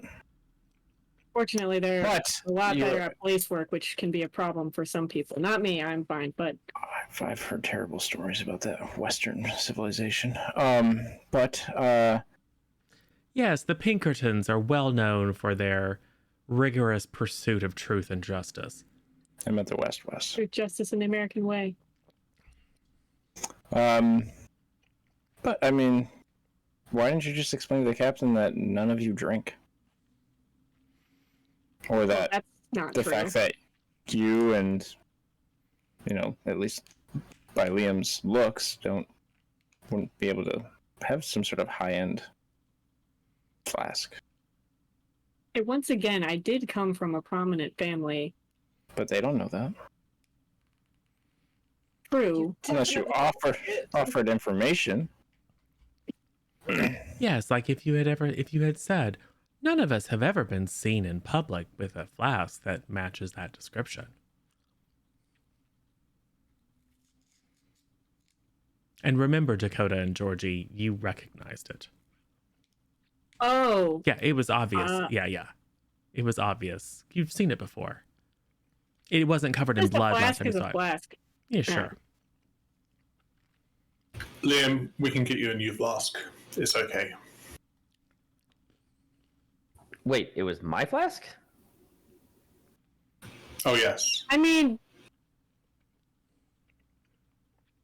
what's your flask made of? Is it like sterling silver? Yeah, but otherwise pretty nondescript. Where is your flask? Why was it there? I haven't had it since I got this. I had it with me in the ritual, and then I didn't have it when I came to. Well, that's weird. The what? Yeah, that's what I'm saying. So how did he get my flask? Well, especially because it doesn't make sense. He said it was left at the scene. We were at the scene, so it's possible you could have left it there because it clearly wasn't there before. And you looked around the scene, and it wasn't Yeah. What did it there. look like when he had it? It had a bloody handprint on it. Well, none of us were bleeding when we were at the scene. Nope. But you were in your vision. But In I was fact- also burning alive in my vision. In fact, the blood, the slipperiness of the blood is what made you drop the flask in the vision. I was bleeding as well after the bartender hit me. And that was before he presented the flask to us. So he could have slipped his hand in and gained some fresh blood in order to mock up I some think that's evidence. probably less likely, but I mean, also the bartender had blood. He deserved it though. Oh man, that's that. I had a missed opportunity for a zinger because he said you were dirty, and I should have said, "Look at him," and then. But still, that doesn't make sense. How could we be at the scene and not see something that I lost when I looked into a vision of the past? Well, the thing is, too, is the constables that didn't see it. The captain would have had to go back, find the flask that his constable somehow overlooked, and I'm sure it was probably. Where were you? Were you like in the middle of the room? I was in a corner of the room. Yep. But still, like in the open, right? Like we would have noticed Yes. if the flask was there. Yeah, we would have noticed if it So- was there. Him thinking that we left it at the scene of the crime makes no sense because it was found after that. We could have left it at the scene of the crime when we were visiting it, investigating. So do we think that he's implicated? I Why mean, he was could have he something there? to do with it. He's pretty incompetent. Scott- I thought this was Scotland Yard's case.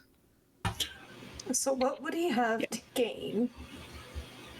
From what Throw the us under the bus. Scotland Yard lady said, Sure. he has some moral whatever duty he feels to protect the low people, yet he runs his department awful with no justice. So I who's mean, to The say? alter- Your Well, and inability didn't to you say something understand- as we were leaving the Please, department Lord. about how he was talking about how people return to the scene of their own crimes?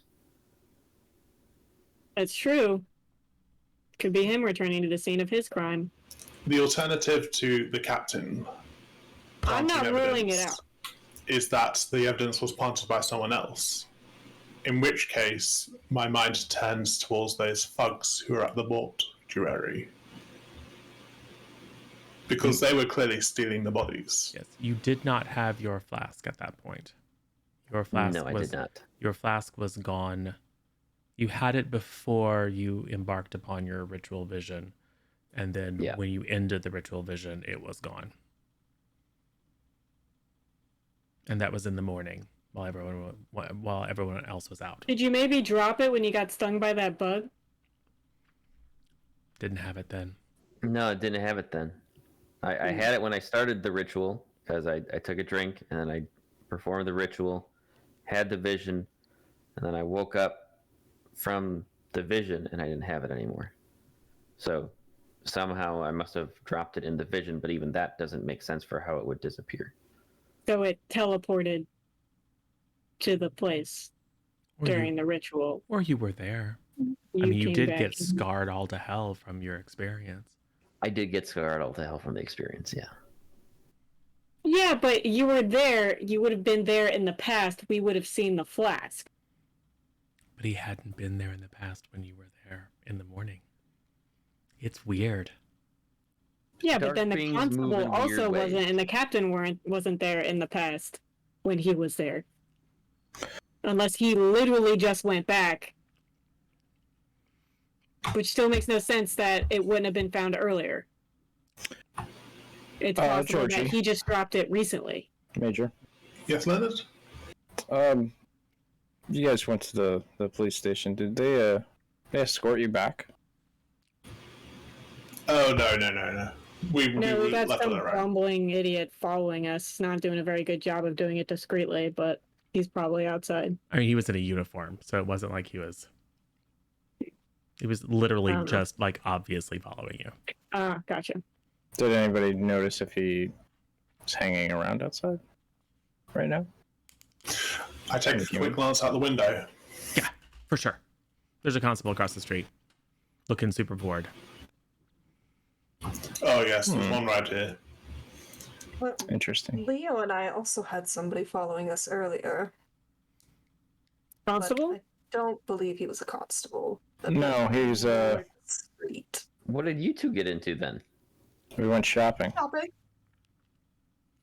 Well, who Yeah, cares where that you you're found those shopping? shoes. It was probably rather suspicious that I was asking around for such large shoes.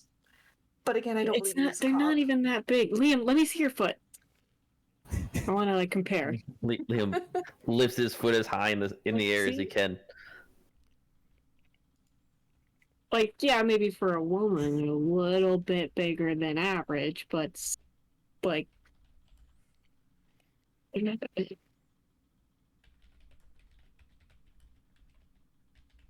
What size? Anyway, the gentleman was well dressed, Italian. And when our original plan was to knock him out and get some information from him, but when I approached, he looked like he could hold his own beyond myself, anyway. A foreigner who can hold their own. This sounds familiar. It possibly someone of military experience, Major. Well, Not the kind of rabble that I'm used to. we shall have to come up with a plan to take them out if they're going to be following us again. I got my plan. Yes, I'm sure we can just let Dakota handle it. Since she seems to be quite eager to. I mean, it's still a group effort. Terrible. I mean, that sounds like a great know it's plan to the me. The last time I saw somebody, I came out with something stuck in my head. I'm sorry, what? Um, Liam, What was stuck in your head? yeah, Yes. what was stuck in your head, Liam? A giant bug. A person threw a bug at you. That's kind of odd. I agree. Yeah. I've been around London quite a bit, and I've never seen that. You still have the device, don't you, Dakota? Yeah. Okay. Liam, We don't gain anything Georgie? from hiding things from each other. So Right. You just make everything worse for yourselves and everyone else. yeah. you've So- cast a ritual before in order to do things. Would you be able to use magic to get rid of this tail? Not the police officer, the Italian one. You see what it did to him the first time? I just want to know what's possible. So it's not so much magic like you might think it's magic. It's more like there's things that you nicer folks don't see or hear that exist, and you ask them for favors. Goddesses. The room gets Things happen. slightly colder. Liam is aware of a hand just in the peripheral of his vision. Clawed fingers placing themselves on your shoulder. A whisper in your ear. Anything's possible with the high enough price.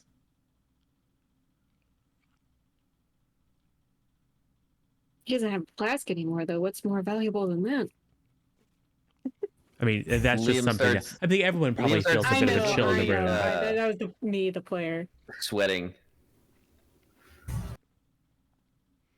Yes, that white hot pain in the dendritic pattern of the burn returns.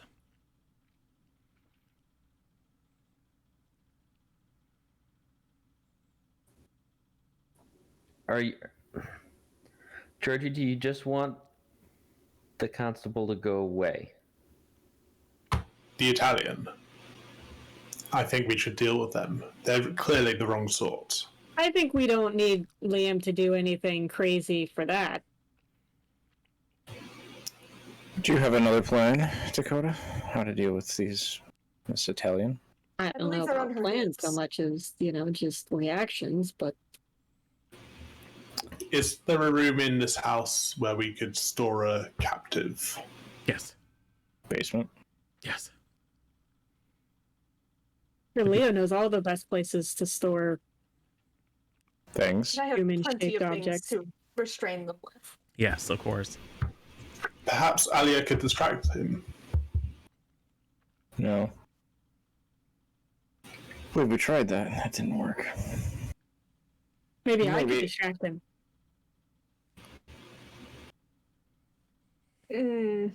With your giant feet. Could be into that. You don't know.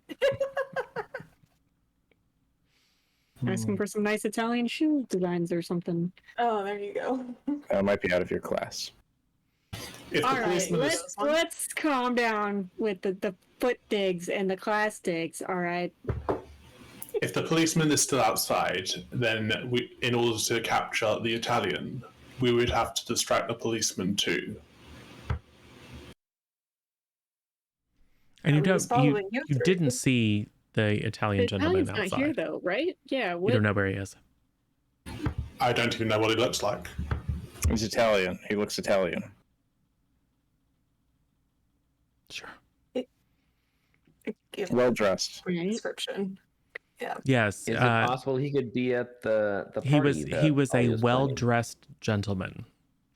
Well dressed Italian gentleman. That This is looked- 1899. Those are descriptors. He probably would have looked out of place if someone had seen him in the in the East End. You sure he doesn't just work with Scotland Yard? I would Scotland Yard He was follow a us. little too nicely dressed We for that. Had the police on our tail, apparently. You had the so police. who's We did not. far-fetched to think we're suspects for them too. We You're being bought tailed our. by two different groups, dear. Yes. We bought our stuff. We didn't steal it like people in the East Still, End. we've been seen around the crime, so you guys were there too. If he is well dressed, then perhaps he would be at the party. And he is Italian, so. What's And very he had an possible? interest in you. I mean, who doesn't?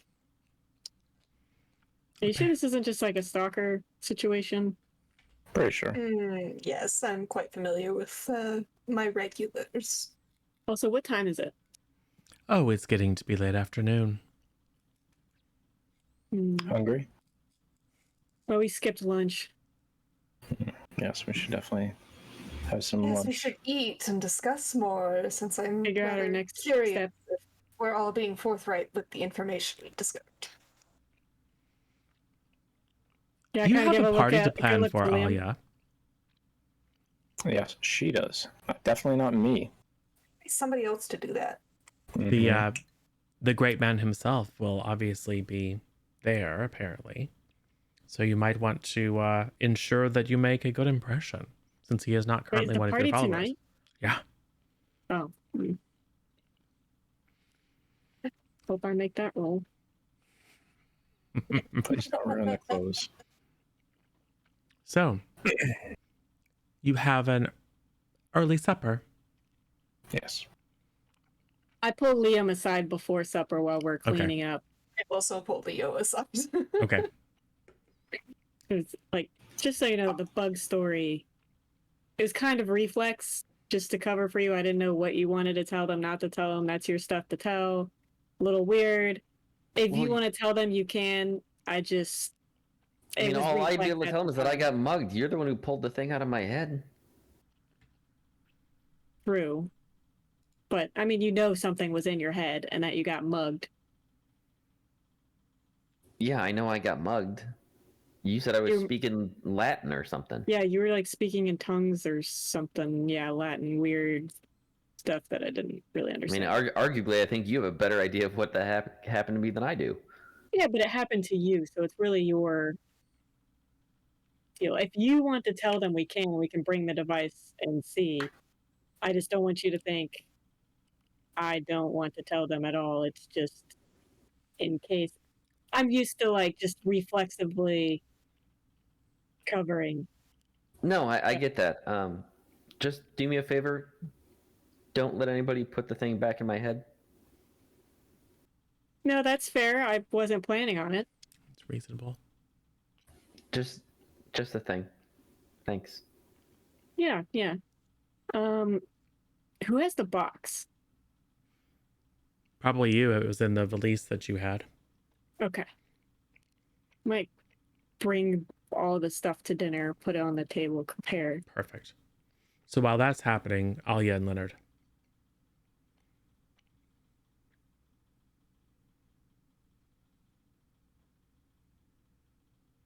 I mostly just wanted to tell Leo to, like, grill Liam to get the truth out of him, and also probably Georgie, because I feel like Georgie was also a little too withdrawn this morning, and I'm getting a little suspicious of everybody. Yes. Of course. As the two Liam groups- shouldn't be a problem. Georgie might. Just because of... But I will see what I can do. Well, I have a party to plan, so I will only be at supper for a short while, so see what you can do. Can I make an addendum? Can I deal with Georgie after the party? We don't want him roughed up during your gala. I don't want you to hurt Georgie, Leo. Oh. I understand the phrasing is usually a bit more violent in nature, but we don't need to resort to acting like Americans. No, just a simple questioning. Of course. Excellent. Well, you do have an opportunity. We'll say that Dakota brings the valise with the strange contraption and the device that was removed from Liam's brain last night, and sets it on the table as an opening salvo. You do have an opportunity to conduct a freewheeling discussion about the mystery before you and to formulate a hypothesis and come to more or less consensus of what you think is happening and then make a roll. And depending upon the result of that roll, things may happen. Some of which might be beneficial, some of which might be terrible. Great. Sounds like every other roll. So. Yes. It's almost like that's how it works. Put the stuff on the table. It's really, I want to compare if they're made out of like similar materials, similar design, anything that's kind of might look like it goes together or whatever. To your uneducated eye, they do appear to share a certain similarity. They're both steampunky doodads. Yeah. Is anybody else at the table? Everyone. Oh, okay. Liam points to the one and says, "This is the bug that bit me in the head." That Apparently, doesn't you raise look like a capacity for bug. intelligence. That's not a bug. Some guys mugged him, stuck it in his head, left him there. I pulled it out. He was speaking in weird tongues, Latin. I don't speak Latin, so I couldn't tell what he was saying. And then I helped him back to the room, but A romantic language, like Italian, perhaps. Well, it was certainly maybe. it was I don't certainly know. Latin, Most but of them are based off Latin, so yeah, it was certainly Latin that Liam was speaking, but Liam, I'm sure, can recount that one of the voices that he heard in his head was definitely accented Italian. Yes.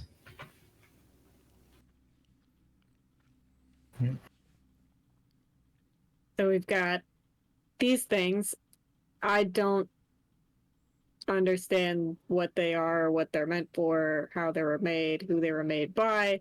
They look kind of similar to me, but what do I know? We got some fancy Italian dude chasing you. Anything else that connects?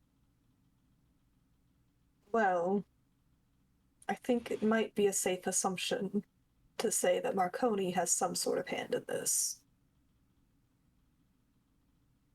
I mean, so we have the guys that mugged Liam. Clearly, it wasn't a random mugging. I mean, who randomly mugs someone and sticks something in their head like that? They did, Liam, ask you. They did ask each other, "Is this the guy?" And it's like, yeah, it sure looks like him. So it did seem that you were targeted, especially. And then there was the guys taking the bodies. So maybe same group. I mean, they weren't the same group, but maybe like they worked for the same people or part of the same organization, whatever. It's not very hard to find a hireable hand. And they took the flask and planted it somewhere for the police to find. Or something weirder. Yes, Liam seems to have quite a few oddities surrounding that. Even I might be odd, but I don't speak Latin. Willing to believe it. You did it once, apparently. Yeah, you also that's don't teleport wonderful. to places, but then you did. Does anybody here speak Latin? Major? Absolutely. Of course. We've Well, established maybe, Georgie's a good boy who went to a good school. Of course. Maybe Liam, if you could speak some Latin, that'd be beneficial. Then we can translate it. I'm sure Georgie was head boy at his school. Oh, yes. Well, there are a lot of prefects, but I was the best of the prefects. Of course. I don't know any Latin. So how do we get you to speak Latin then? Torture. Jam the thingy back in his We are brain. not sticking this thing back in his head. Well, I mean, that is your side, but you told us he was bit by a bug. So why This would is you the lie bug. to us for most of the day? Because I don't want you sticking something in my head. It is a good lead, though. It is, potentially, though I suppose I don't blame Liam for not wanting any further brain trauma. I don't know that you could handle it. Yeah, we So don't know George, what could happen. also I'm not really seeing willing to things. stick Liam's life on it. No, So I'd do rather we not think- see another life lost. Do we think that the two items could be paired devices? One a transmitter, the other a receiver? We could also try sticking it in Leo's head if he really wants to try that angle. Maybe it's not unique to Leo Liam. can't have quite such a large bump on his head tonight. He would look ridiculous. Georgie, would you make an information move for me? What attribute do you think makes sense for this one? This is figuring things Oh, out. reason. Reason, I probably. think probably reason. 7. Are you satisfied with that? What do Major... Major boon is a reroll of up to both of your die. So like if you have if you have 2 garbage die, you could reroll both. But if you've got like a 6 and a 1, let's say you could keep the 6 and reroll the 1. I've got a 2 and a 4, so one's above That's okay. average. Yeah. So you could reroll the 2 or reroll the 2 and 4. Your choice. I will reroll the 2 and hope. All right. 3, so 8. 8. We do have 7 minor boons. If you would Use like to, 2. if you'd like to spend 2 of those. Sure, why not?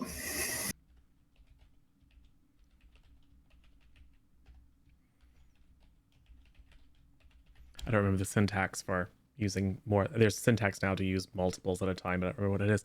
All right. Well, that will kick it up to a 10, which is good because it avoids a complication.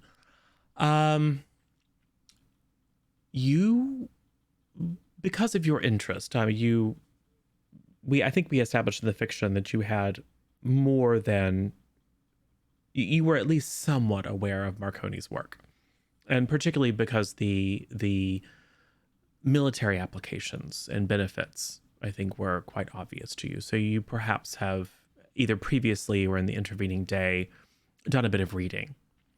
And while you certainly couldn't construct or repair a device like this, you are certain that they are both receivers. The object in the valise, now that you examine it, you know just enough to think that it quite possibly might enable two-way communication. It might actually have a small transmitter as well. The object that was embedded in Liam's brain was pure receiver.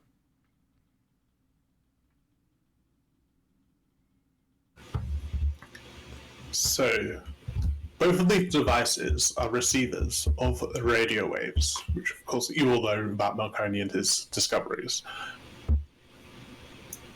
But the big one that the Dakota found is also a transmitter, perhaps, to allow two-way communication, which implies that it was supposed to be put somewhere where somebody would talk back, an operative perhaps, or a spying device.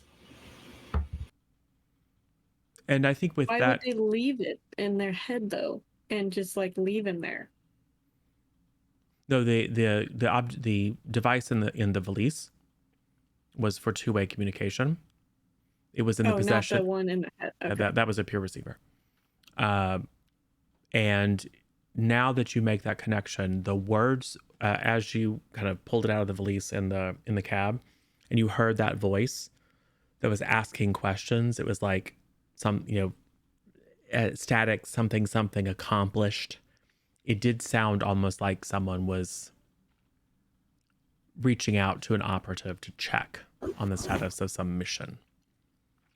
Now, one of the operatives had been shot and beaten to death in the middle of the street right next to Scotland Yard, and the other one either exploded or died falling into the Thames after a car accident. But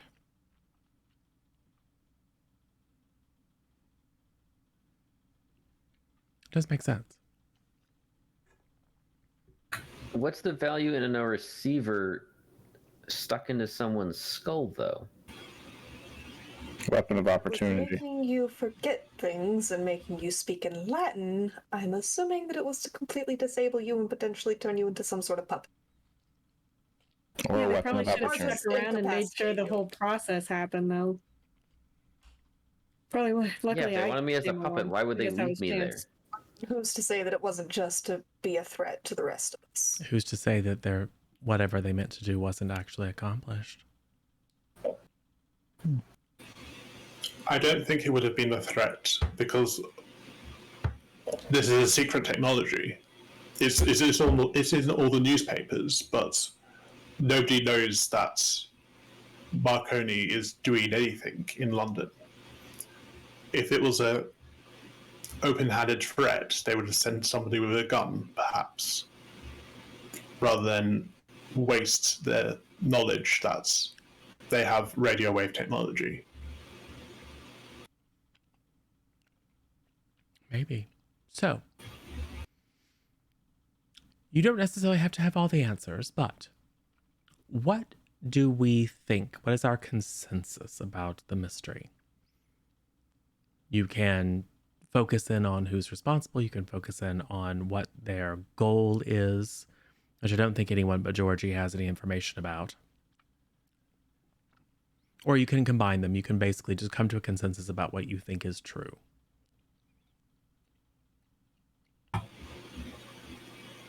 That the men are possibly working with or Marconi. Either they're working with him or they have him captive and are making him work for them. One of the two.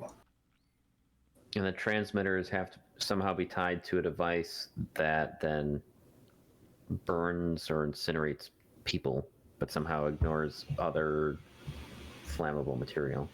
Marconi must be a worshipper of Valia.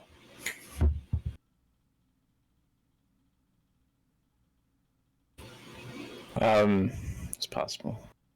Maybe. Who knows? I think because the Italian is following us is possibly acting of their own free will. Or at least we know that they're Italian. That implies that Marconi is involved in a management role rather than forced. I guess you're right. So your consensus is that Marconi is involved, if not the leader of whatever is going on, certainly well placed within a certain cabal. Do you have any thoughts about what they're trying to accomplish, Georgie? Well, open a doorway to another world where Alia is goddess, of course. But I haven't shared any of my dreams with the party, and I'm not going to, so... Okay. Yeah, I also haven't shared anything about the Lady of the Light stuff, so... All right. Well, go ahead then. Someone roll. Roll +2.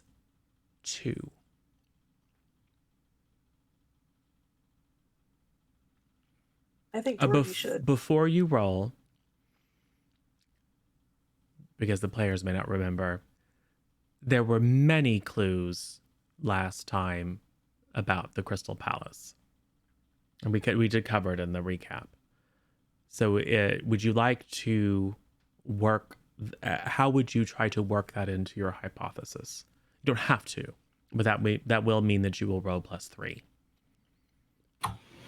A radio tower is a very big building, so a large metallic structure with glass in between might be a very useful station.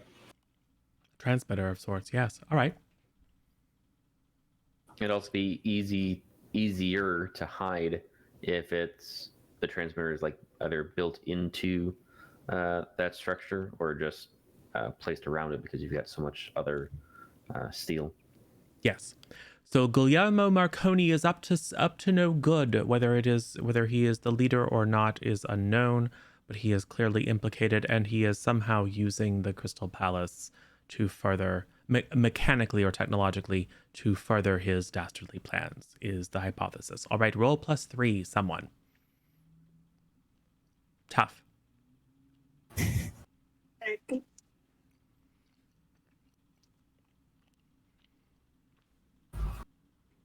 That's a 6. I'm gonna major boon that. Sounds like a good idea. Okay, much better. 11.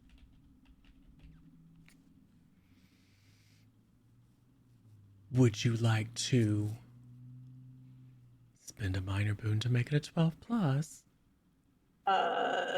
Yeah, let's do it. Cool.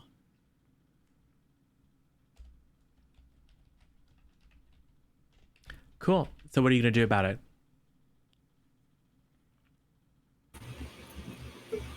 Since we know that the Crystal Palace is a building connected, is the base, it seems to me that we could go there and confrontate them if we wanted a confrontation.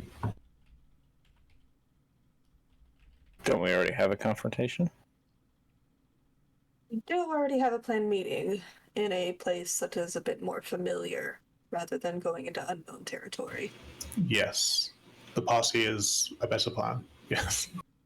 And then, assuming all goes well, we could then investigate the Crystal Palace. I do have a possible better plan for us. What if we go to this little gala at the gallery, and Major and Milady, you do your thing and talk to our esteemed guest, while the maybe the waitstaff disappear for the night and check out the other place. I was thinking the same thing. So you're going to keep the plan for tonight. Kind of. All right. So the sun goes down. What happens to Dakota? I'm sure Let's roll and find out. she's wearing those nice new shoes. Well, How did your feet get bigger? It's not just her feet. All the better to kick you with.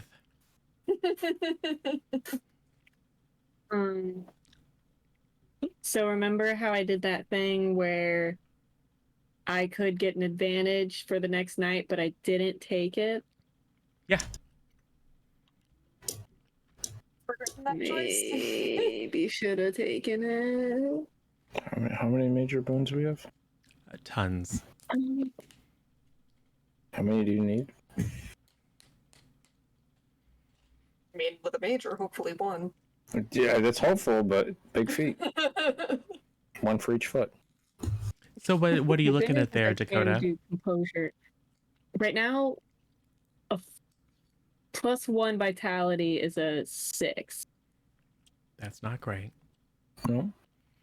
I mean, it's fine. Hold on. It's more or less fine for you. It's not great for the people you share a house with. Yeah, I have a move, the move where I could keep it in check, but then neither of us would be able to go to the gala. Well, me and one other person would not be able to go to the gala. It would be them keeping me in check. There is an innocent policeman right outside who you could eat, surely. It's I not. have like well, 6 major. I don't boons. have the choice Yeah. of what happens. Yes. The if entire I failed control the roll, of I would Dakota's probably beastly still live. character rolls to me, and the worst possible things happen. I Yeah. think that's 7 major boons. That's true. Tank just redeemed Okay. another one. Okay. Let me try one major boon at least. It's probably Yes. wise No. Okay. because if We have how many? 7, 7. Wow. Okay, I gotta use. gonna use Okay. another one. I've used one. Okay. Mhm. Okay, hold on. I'm getting new dice.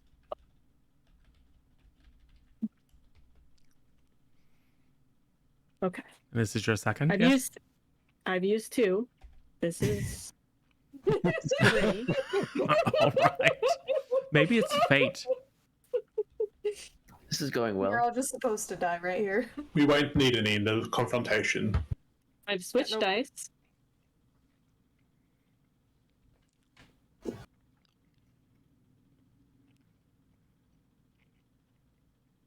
Do you need another 7 one? major boons. I need another one. All right. Use them all up. Mhm. Do you want me to keep using them? At this point, it's Well, like, what are you know, you gambler's at? 'Cause you could fallacy just of use, like, minor boons to bump it up. the highest I've gotten is a 6. Wow. Use them all. That's terrible. We need channel points to buy new dice. Right? I'm gonna use one more. Okay. Okay. 6, 5, so 12. See, Nice. it's totally It only fine. took however many major wounds that I was. think there was probably a moment there where everyone got a glimpse. Just a little tiny glimpse, like no full transformation. But as the sun went down and the shadows filled the parlor, as Leonard was getting up to light the gas lamps, because you'd been engaged in conversation and hadn't realized how late it was getting, I think there's probably just a shot of Dakota sitting at one end of the table, head down, hair hanging low, and then just the hands gripping into the table, long nails dragging furrows in the wood, a low guttural noise emitting from her throat. Americans are weird. Good thing we got Alright, those yeah, no, really big just a- shoes. Frog in my throat. Like the shoes were a little tight. And then you shake yourself out of it. Yeah, it's fine. On a 12 plus, my heightened senses of hearing and smell will help me uncover an additional clue that no other hunter would be able to detect. And Oh, good. on a 10 plus, your body is stronger and faster, and you manage to keep the quickening in check. Good. Good. So you are stronger at night. That's lovely. That's not... All right. Okay. So what happens? So I believe we are all getting ready for the party. Yes, indeed you are.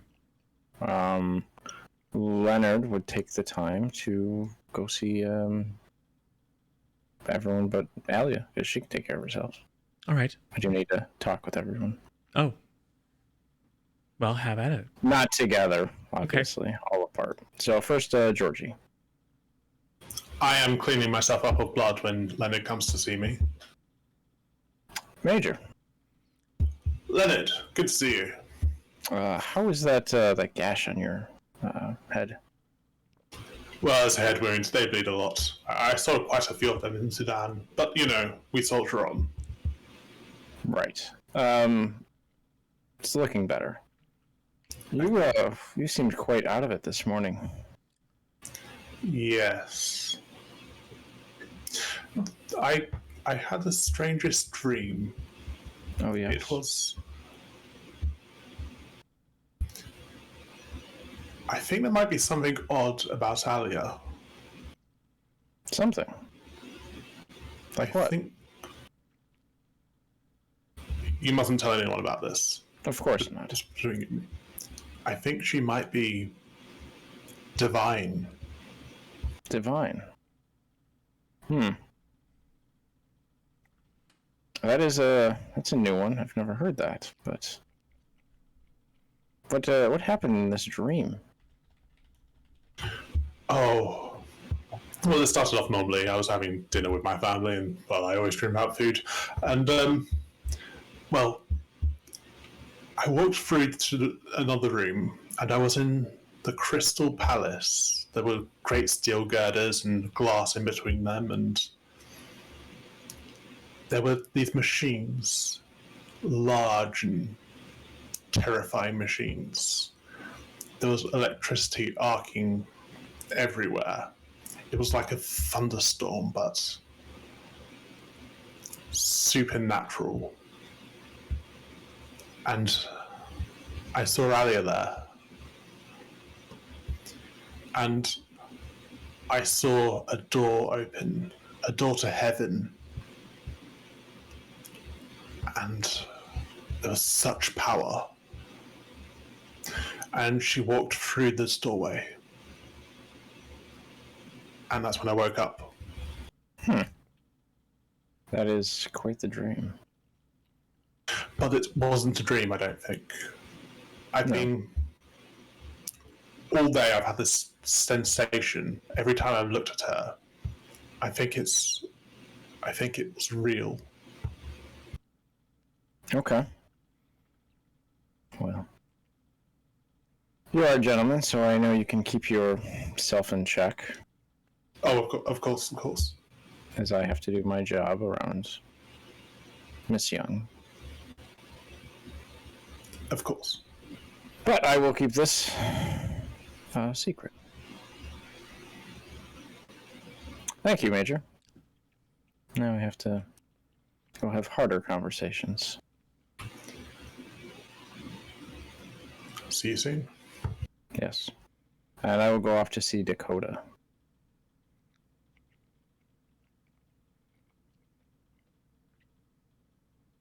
Yes. Dakota, you were playing the waitstaff tonight for, we'll say, about an hour or so. Can you not talk as much? I'm assuming that's because of my American accent, why you're saying that. I'm just saying you're very brash when you talk, which is a nice quality, but not some that these more aristocrat people would like to hear.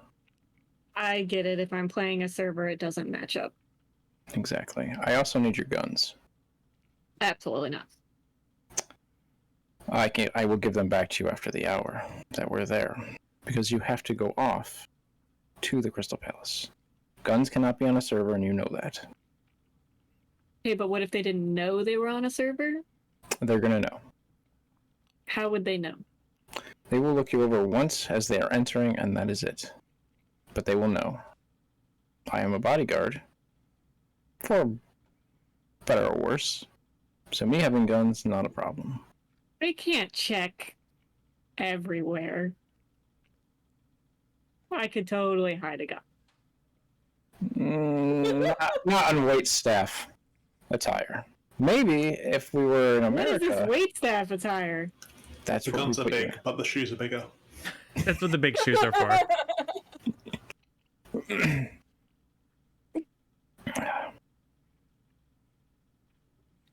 I mean, you'll be in a dress. It's $18.99. Yes. Yeah, they won't be able to know. What, are you gonna pull up a skirt? Nah.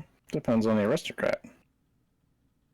I mean, Well, then we have a whole different problem, and I'm gonna need my gun. No. Absolutely not. After the main guest gets in, I will promptly return your weapons. How can I trust you that you're gonna return my weapons and you're not just saying this to Because I don't station use me down? guns. Yeah, but I do, and I feel like you want to keep them away from me. I don't want to keep them away from you. I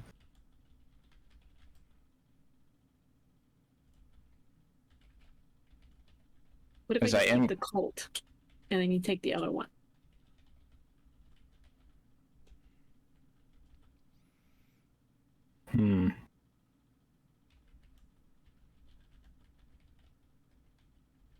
Sure. I will take one gun. Easy to hide one gun. Yes. Yeah, I'll give him not my 1851 Colt Navy revolver. Give him Right. the other one. And it has ammo in it. I mean, you have 6 shots. It's good enough. Okay. Thank you, Dakota. Sure. And I will finally go to Liam. Hey, Leonard. Hi, Liam.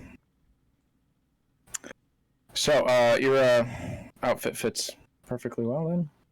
Yeah, it fits great. I haven't had something brand new in a long time. Thank you very much. Yes. Couple quick things. Obviously, if you're playing a server, you're just going to walk around the room, get information. Try not to get anything on the new clothes. Miss Young will have a heart attack and things will get worse. Of course. I think we're going to have you stay kind of close to the edging around the room so you won't be able to kind of traverse right through it due to your affliction. Yeah, no, that makes sense. Right. What else? We're gonna I have some more questions for you about things that happened. I'll answer as best I can, I guess. I mean, I think we've covered most of the bug bite wound, if we Yeah. will. But what of that scarring? Where does that come from? So, remember yesterday when all of you went off and I came back here to the house? Yes. So I came back to the house and I did a ritual to try and find out what happened in the warehouse. And Okay. when I did that ritual, I could see myself in the warehouse with the workers while they were working. I could watch them working, and then I watched them hear voices in their heads. I could hear a voice in my head, and then all of us simultaneously burst into flame. And I could feel myself burning. And when I woke up, I was back here in my room with this.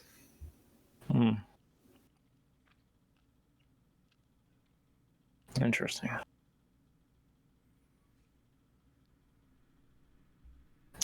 All right. Yes. Well, obviously the clothes we got you, long sleeve, long pant legs, should hide most things. I do have an extra pair of gloves if you would like to wear them for tonight. Yes, I think that would probably make some of the guests feel more at ease. Sure. I Liam. go to my quarters. Hold on. And- Liam, you're drinking, Yeah. aren't you? Not at the moment. Are you sure? Not having a little stiffener? I probably did over dinner, but not in the room with the brand new clothes I got.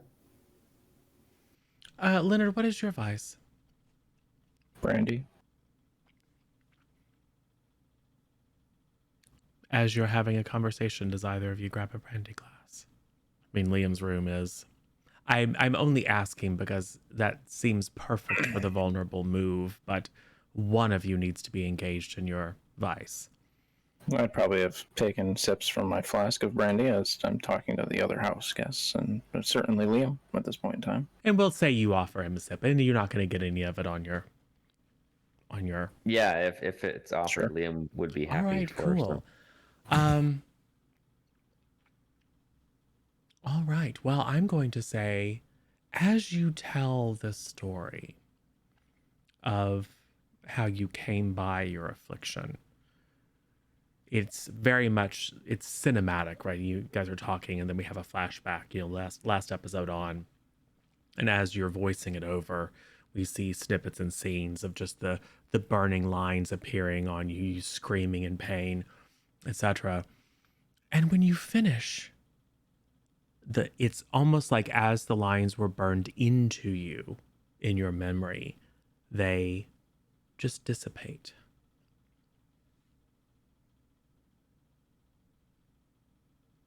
In front of Leonard's eyes. Almost like the darkness just turns into smoke that just roils off of your flesh. That is... You are quite a peculiar man, Liam. Would you like to I know. invite Leonard to ask questions about your past? If you do, you must answer truthfully, but not necessarily completely.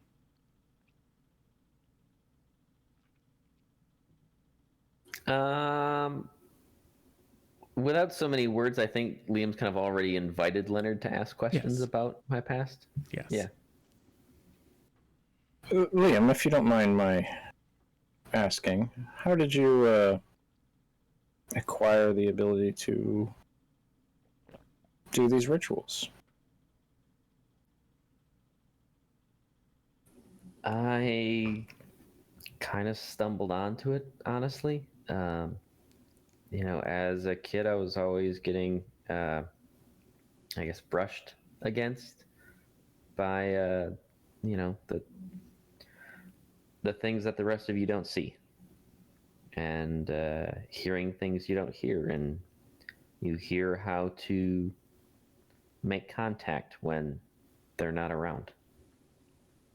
It's not pleasant. I don't like doing it, but sometimes it can help find answers. I see. Okay. Has any times you've done this cause such bad things to occur? No, the scarring's a first, and the disappearing of the scarring is also a first. Well,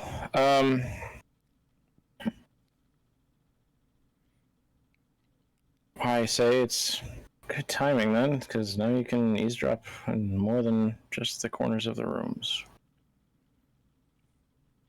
That's true, but most sensitive conversations don't happen in the middle of a room either. Very true. All right, well, I'll let you continue getting ready. Thanks, Leonard. Yeah. All right. Cut to a scene. Alia is in her room. You are mostly dressed, but obviously you rely on Leonard to do up the bits that you can't reach. And so, of course, as you hear the door open behind you, oh, there you are. Did your conversations go well? And all right, well then do me up.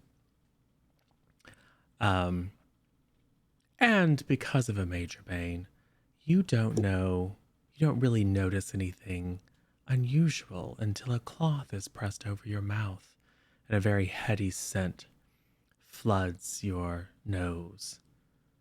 You feel burning in your lungs. Black spots grow in your vision.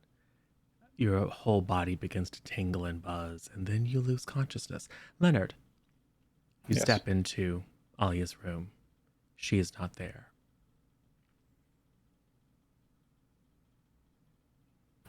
What time is it?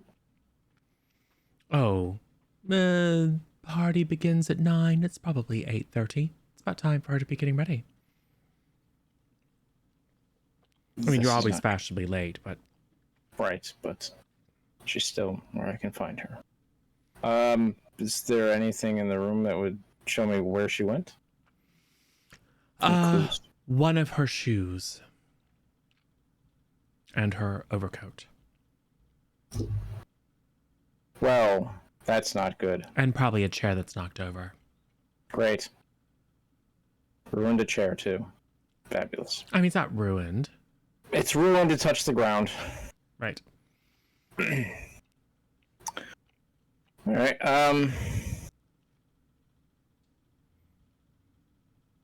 Well, shit.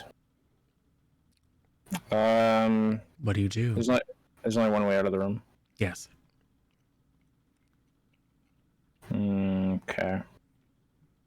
So I go check the doors of that house, front and back. The rear door is open, Of course it is. standing open. Yep. I will look out and see if I can find any trace of where she went, which way. I mean, the back of Boroditch basically looks over this canal. Yep. And these stone ruins that stick out of it, and the occasional body that floats to the surface. So there's not much to see. But probably, well, there's probably some mud. So you probably do see some drag marks. Damn it. All right, I'm going to go back in the house, gather all 3 of my house guests in one room. No, yeah, that's right. One of them's gone. I can count. Yes. So I can't.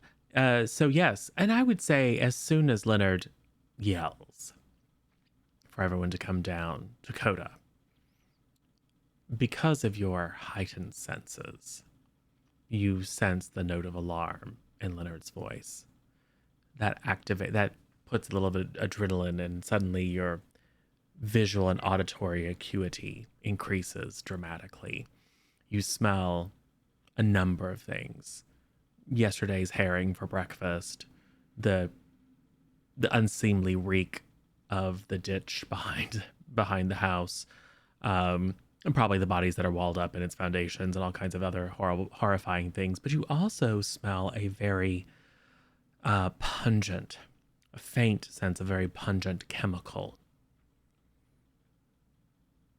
And you hear what to your ears sounds like a hansom cab departing the neighborhood at a rapid clip. You hear the others moving about, and with your heightened senses, recognize Liam and Leonard and Georgie. You hear no sounds of Alia. How fast do cars drive in this period of time? Not fast. Maximum about 15 Like- miles an hour. Faster than me, or Well, it depends. Faster than you could reliably catch running, unless you are not entirely normal. well, it did say I'm stronger and faster, so I'm faster than normal. Yes, But- you could give in a bit to the beast if you'd like. But not entirely, because then things would go horribly, horribly wrong. Right.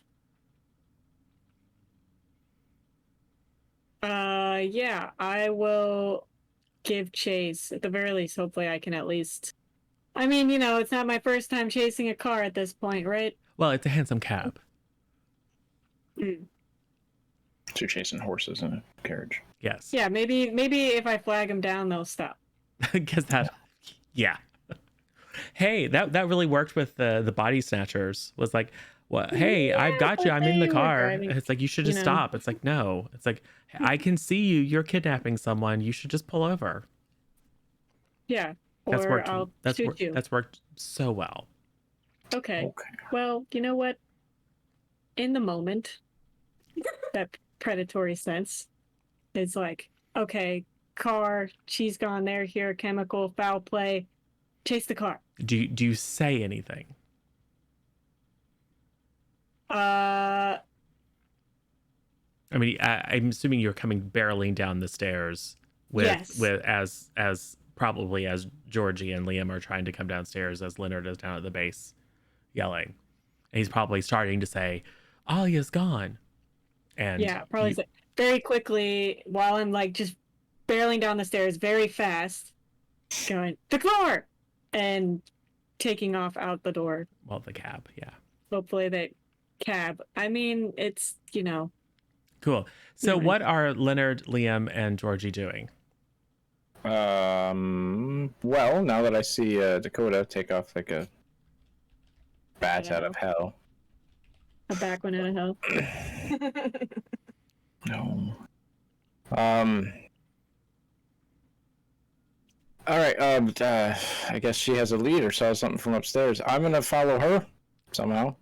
You two get to the gallery, and Georgie, woo over our guests for stalling time. There is nothing I'm better at than very long, very boring war stories. Perfect. So Georgie and Liam are going to the gallery. Yes. Yep. Okay. Where nothing bad will happen. Exactly. No, and nothing bad's happening at the gallery. Nothing bad is happening anywhere. Like, and also, writer's room, nothing important's happening at the gallery. The action is moving in a different direction. I suspect that Georgie and Liam realize that if someone has kidnapped Alia, it's probably not to take her to her own party. But you can follow Leonard's. Liam would figure that. He wouldn't know where else to go, and he's leaning on. I know, it's not like there's Leonard and any Georgie particular right now. location that anyone has had any connection to. A weird, like, glass place. Every place has glass. That's how buildings are made. Palace of some You sort. definitely have no clues as to where Alia is being taken, except for all of them. Well, I am in the moment, so no. Yes. I think it's perfectly reasonable for Leonard to view himself as the only savior. I'm just saying Georgie and Liam, perhaps Georgie more than Liam even, have reasons to consider not following Leonard's instructions, but you can do whatever you'd like. Yeah, that's fine. We can cut from the real action to everyone getting impatient at the gallery. No, that's wrong. Depending upon how things go, there might be something very dramatic that happens at the gallery. It's your choice. I suspect that Marconi will be at the gallery, just to show up. He's been publicly invited. He knows he's going to be there. Maybe. Nevertheless, as Dakota follows the handsome cab and Leonard follows Dakota, I shall follow Leonard, charging out of the house. So Liam. Liam follows Georgie. Okay. So we're going this way now. All right. I would like to steal a horse if one is nearby.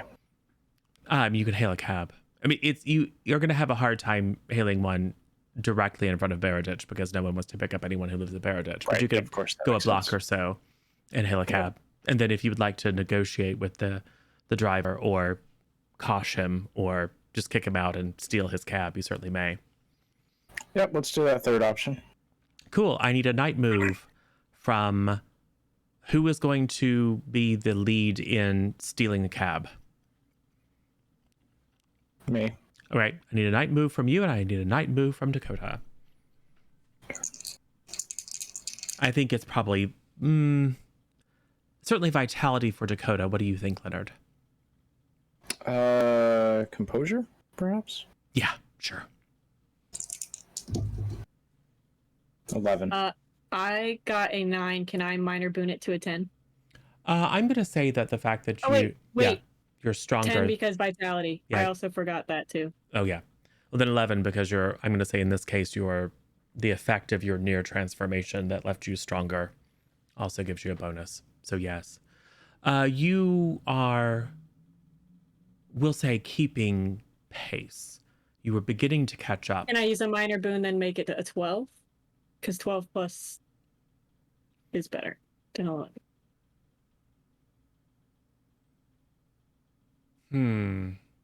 Sure. You're not going to catch them. But yes, you may use a minor boon. What additional advantage do you think you might receive? Do I see anything like them peek out or Yes. like the direction they're going? Okay. Yes, in fact. You see someone from within the cab peek out. It is you can't tell by looking if someone's Italian, but it's a very well-dressed, kind of unassuming gentleman, well-coiffed, etc. And I will say beyond that, the additional benefit is that even though it is dark and you are moving quite quickly, you are heightened awareness and your particular prior experience. You're very, very familiar with what it's like to have a gun pointed at you. So you are easily able to dodge out of the way as he begins to fire in your direction. Does he have like a Mario mustache by chance, Sure. this Italian guy? Sure. Just curious. Dime store Luigi. But it's fine. And Leonard, you got a what, 10? I got an 11. An 11. Well, very, very good. So yes, you do exactly what you intended to do. So how does it look? So I, hail obviously a cab, and I'm like, hey, I need to borrow all of this. You need to get out. He's like, but and sir. then when he doesn't move, I'm just going to show him the gun that I now have. Oh, right. He's Get like, out. and then he just does. Exactly. That is how London works. Which is just enough time to give Liam and Georgie a chance to catch up. All right, everybody in the cab. Liam very hurriedly gets in. Awesome. So it's not long. It's a bit of a chase. The gentleman in the cab has limited ammunition, and so is picking his moments to try to shoot, and probably more to try to scare you off than anything else. But because of your roles, is not capable of actually striking you. Alia, I think you wake up because of the sound of gunfire. I just trying to figure out where I am. You are in a cab. It is moving very, very quickly. There is a well-dressed gentleman who has just fired a gun out the window back behind the cab. You are bound and gagged. Your hair is a frightful mess, I'm afraid. I am yelling as much as I can. I think to open the door. Well, you're bound and gagged. Mm, So there's not a lot that you can do. yeah. Smite him with your divine electricity. Can't do that. He fires another shot. Dakota has to dodge out of the way just in time. And this one, you could like feel it and hear it go right past you. You are a crack shot, but he is firing at night in a rapidly moving, swaying carriage against a very fast, supernaturally dodgy target. And he nearly hits you. He is a very good shot. Good to know. It's also probably why I'm not catching up, because the closer I get, the more accurate he's going to get. Yes. With that, the gentleman will pull his head back in and look at you and smile and kind of caress your cheek and say in good English, but with an Italian accent, "Don't worry. The master has plans for you. No harm will come to you." I don't like that. I try to get as far away from him as possible. Now, if you would like to attempt something foolhardy, you certainly may. Can I try to kick him? Sure, make a night move. Cool. What do you think is the worst that could happen if you fail or lose your nerve? That I'm going to continue to be abducted against my will. Yeah.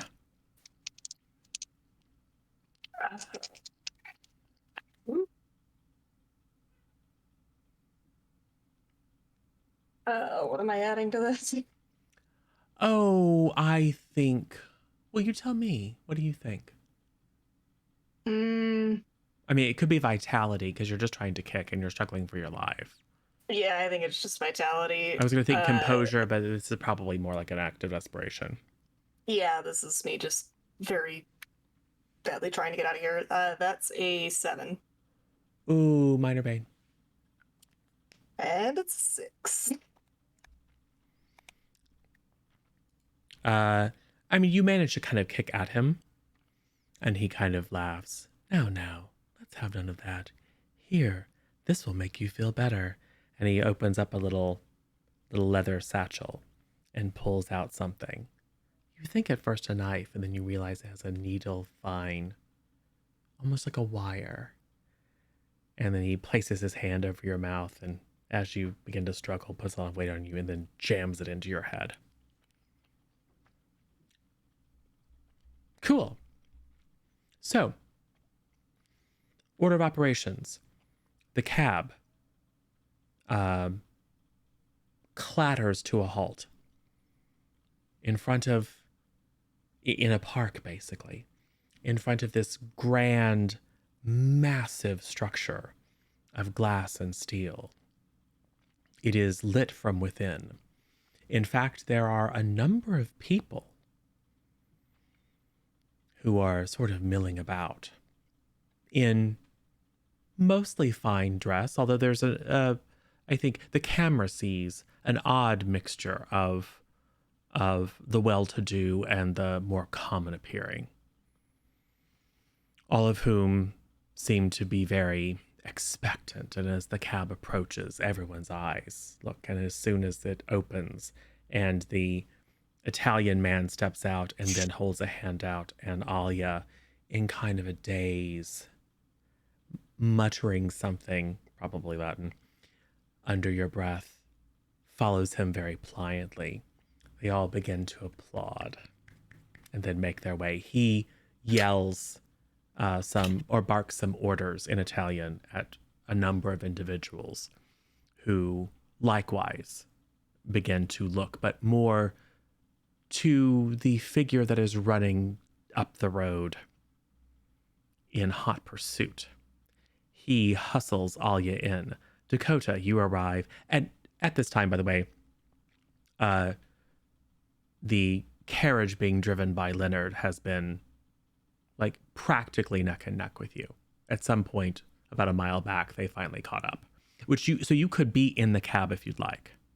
Oh yeah, I'm tired, and I was Okay. getting shot at. Okay. So you all pull up in the stolen cab. Great. Well, I mean, you carjacked it, but sure. And then gunfire erupts as all the people that the Italian men were yelling at begin to shoot at you. What do you do? Take cover. Yep. I mean, you're in the What's cab. yeah, but that's Ideally, when we stop, we want to position ourselves behind the engine block because that can actually stop a Oh no, bullet. it's a Doors do hands. not It's a stop. handsome cab. It's a horse-drawn got carriage. horses. Oh, it's horses. Oh, well, this Yeah, is we're not hiding gonna be behind good. wheels. I mean, you can hide behind the engine, which is the horse. Of course, yeah. That's not gonna work. I mean, it'll work. What else is nearby us? Is there? I should like to unhitch a horse and slap it so that it runs towards the gunfire, but maybe it'll shy away or something in the middle. Sure.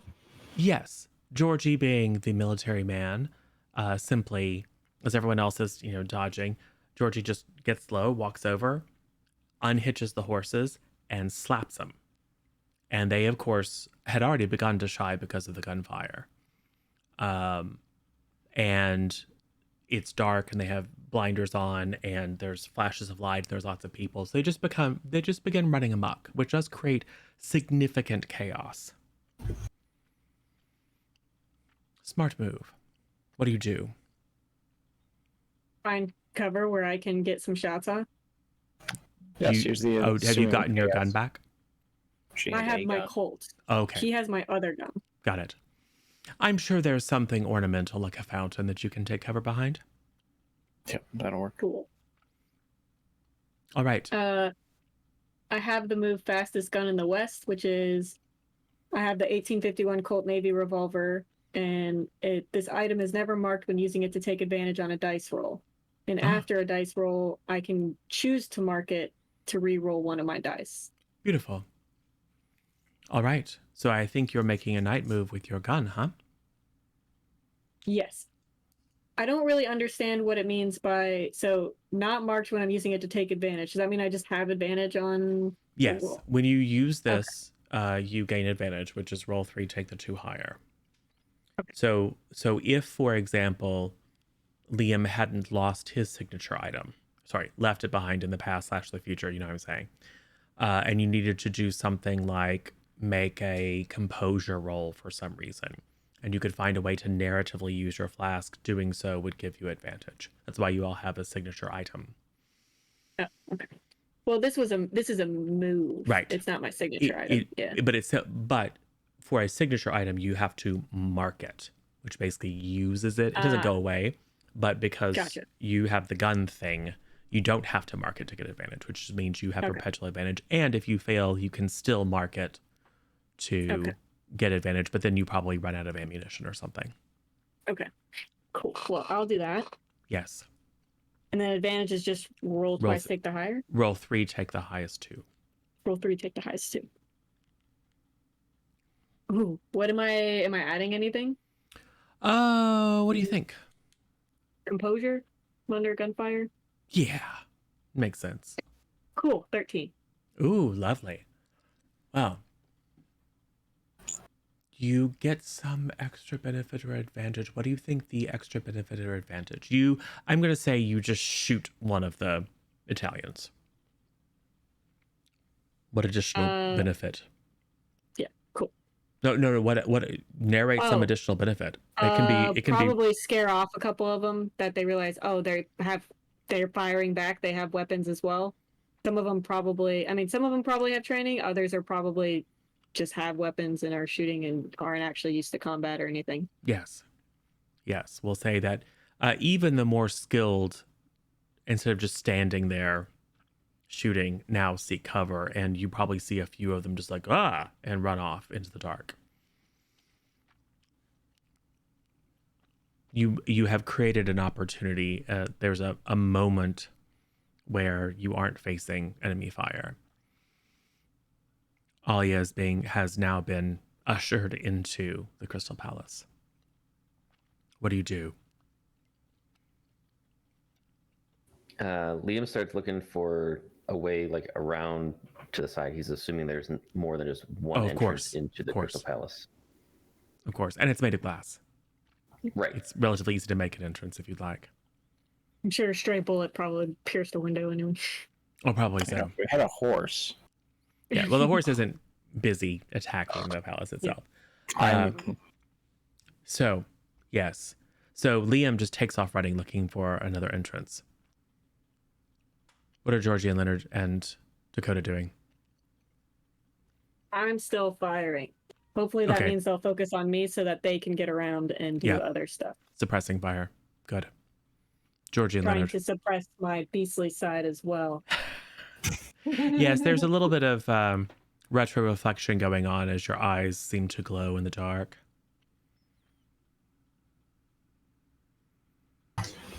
Little snarling. If Dakota is deliberately drawing attention to herself, then I shall follow Liam. Okay. Leonard.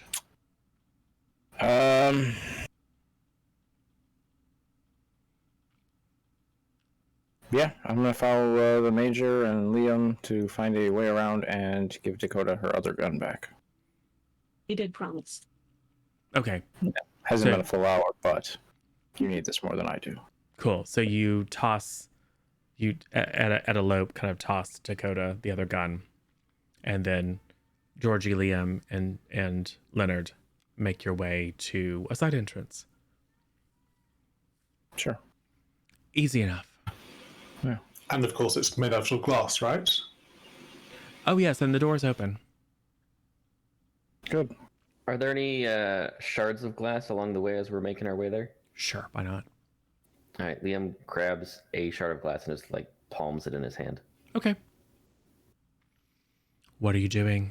It's immaterial. It's a ways around. This is a massive structure.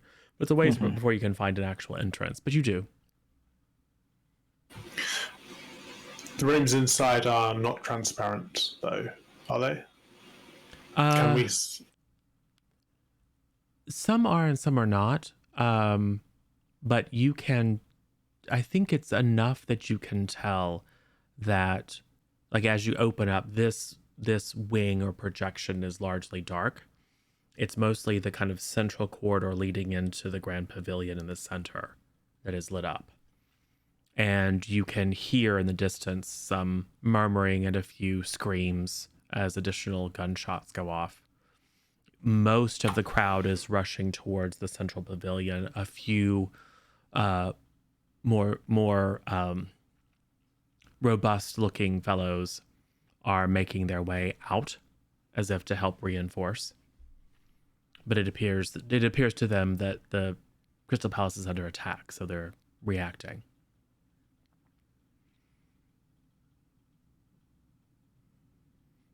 So we have decided that the Crystal Palace is probably part of a great machine that has something to do with radio waves. So there's probably an antenna somewhere. I have also seen a room in my dreams where there will be a doorway. Yes. And I'm thinking that that's probably going to be the central pavilion. It was. So we probably ought to make our way over there. All right. Yep, I'm gonna follow the Dream Man. Same. Cool. What are you doing, Dakota? There's still people firing? I think you have 2 guns, and you are a Yes. very good shot. So I think it's a choice. What you can see is a number of rough-looking fellows kind of coming out and taking cover, and then slowly making their way towards where you are. I would think a number of those that were actually armed with guns have already run out of ammunition. There's the occasional pop, but I think it's quite clear that if you stay where you are, they will all gang up on you. Gotcha. Yeah, I can run. Which I can you run might and be gun. able to totally deal with if you decide Well. to unleash the beast. Very true. I mean, I can run and gun from position to position too. All right, go ahead You and can- make me another night move, and again, it may be at advantage because you are using your gun. 5, 3, 4, 9. Is this composure still? Composure or vitality, your choice. Either way, 10. Okay. Good enough. You do what you intended to do, so what happens? Running and gunning. So, and if I'm gonna prioritize people closest to me. Yeah. And, in theory, if someone's unarmed and coming at you, a gunshot, they might think twice. Yes. Yes. And where are you headed? I was just kind of moving about the outside. I wanted them to still focus on me, Okay. but looking for a strategic position where maybe there's like a fatal funnel or just somewhere that's advantageous. Yeah, like maybe leading them away a bit into a little copse of woods where it'll be easier Yeah. for you to hunt them. I mean, you know what I'm saying. Okay, cool. I know what you're saying. Yeah. So you are playing distraction while your fellows make their way in.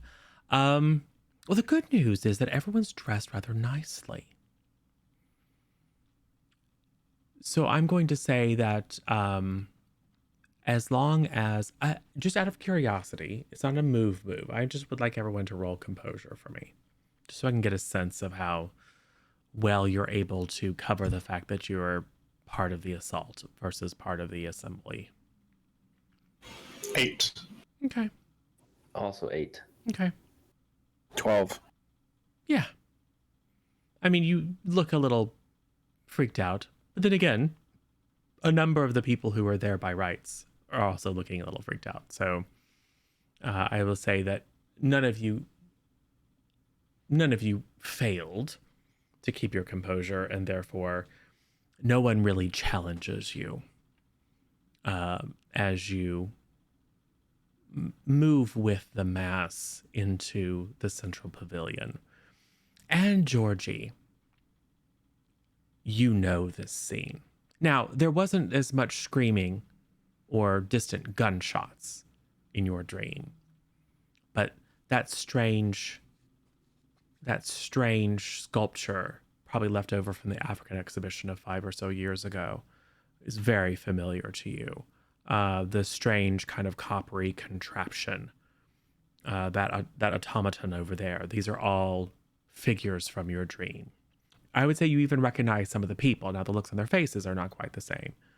But yes, there's a very, very strong sense of deja vu, except you know where you saw this before, and it was in your dream last night. And in fact, you know what happens next. I know exactly what happens next. Yes. And I would like to take this as confirmation of my beliefs. And I would like to make a night move. Yes. I would like to stand up and shout for my goddess. And I would like to inspire everybody who is with me to riot on her behalf. Okay. Oh, I do have a move for this. Yes. So if another hunter it's supposed to be deposits themselves at your feet, but I think declaring that I'm your goddess probably Close counts. enough, yes. They take the following condition: Worshipper. They do so, they mark 1 XP, and you scar your affliction. So long as they have the condition, the following is added to their non-question list. Did you continue to perfect your worship of the undeniable? I answer for them. If I say yes, I mark XP instead of them, then give them something from my personal quarters, which goes on their sheet unmarked. Yes, Georgie has declared himself your worshiper. Great. So I don't know precisely what effect that has on the crowd beyond confusion. It does have an effect on Alia, however. So you see, as a very compliant Alia is led into the central walkway, you see the great towers of metal. You see the wires that appear to snake off in every various different direction, and many of them do appear to be connected to the superstructure of the Crystal Palace. You can almost feel a humming of energy as these great arcane engines are spinning up. Something about a mortal declaring their devotion to you, Alia, clears your mind enough. That little spark of divinity within you. And so you see Alia's, very serene form from the back as attendants come to disrobe you for the ceremony. Then you just see one hand very casually reach up and pull the device out of your head. You are free to act, Alia. Great. And you do have a weapon in hand. This is true.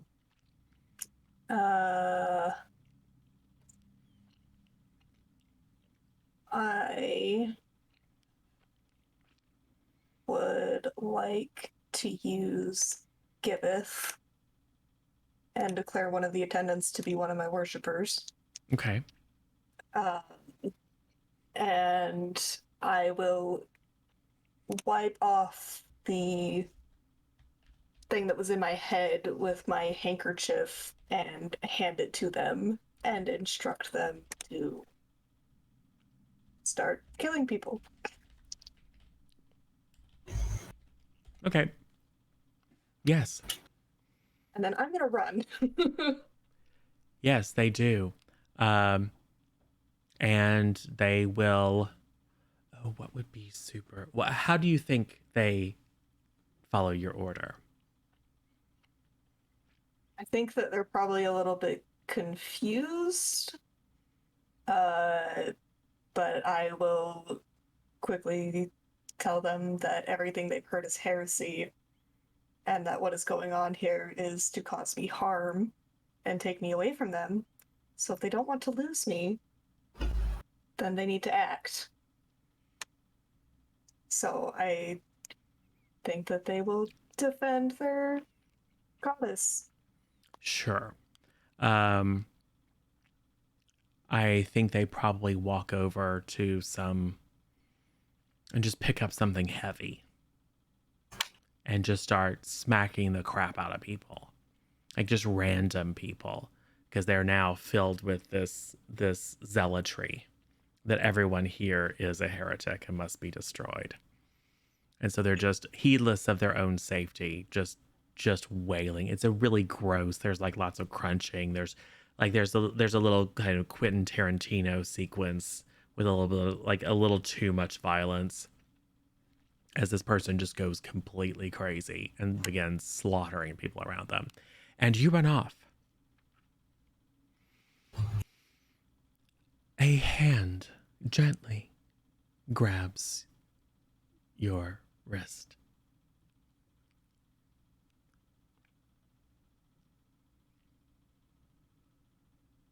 I'm gonna whip around and punch whoever just grabbed me. Ooh. All right. Make a night move.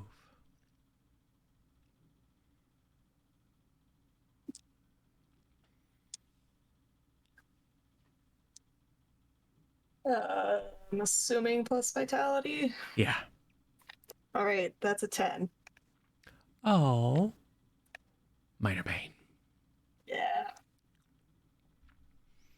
So you go and you do. This is a very handsome man. Alluring, one might even say.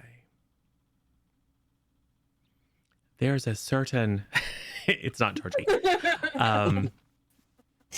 Although Georgie does see this. It is a very handsome, alluring man. He has a dark kind of aura about him that is dangerous and enticing. There is almost something familiar, although you know you have never met him before.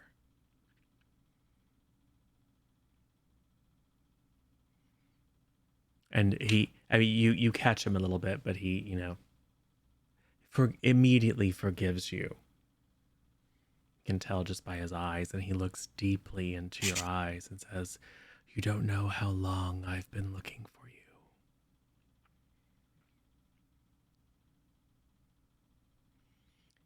Here, take this. He gives you a hanky. You appear to be a little mussed. Hmm. And who are you? Did you take the hanky? No. Are you sure? What it? I mean, you're a fine no, lady.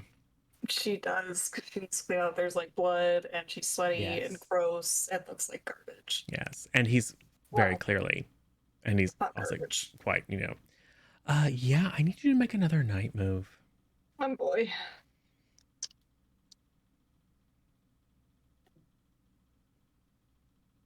What am I adding? Composure. 10. All right. He does not enthrall you. But as your instinct is, of course, the gentleman officer hanky, and I do look a mess. But as soon as you take it, you feel this wave of devotion sweep over you, Like that. and then you resist it. I'm devoted to me and only me. I think a few of the people who are anxiously awaiting your arrival at the gallery notice something odd begin to happen to your statue. Like maybe the gold flakes away in little lines down the face, almost like black tears. Yeah.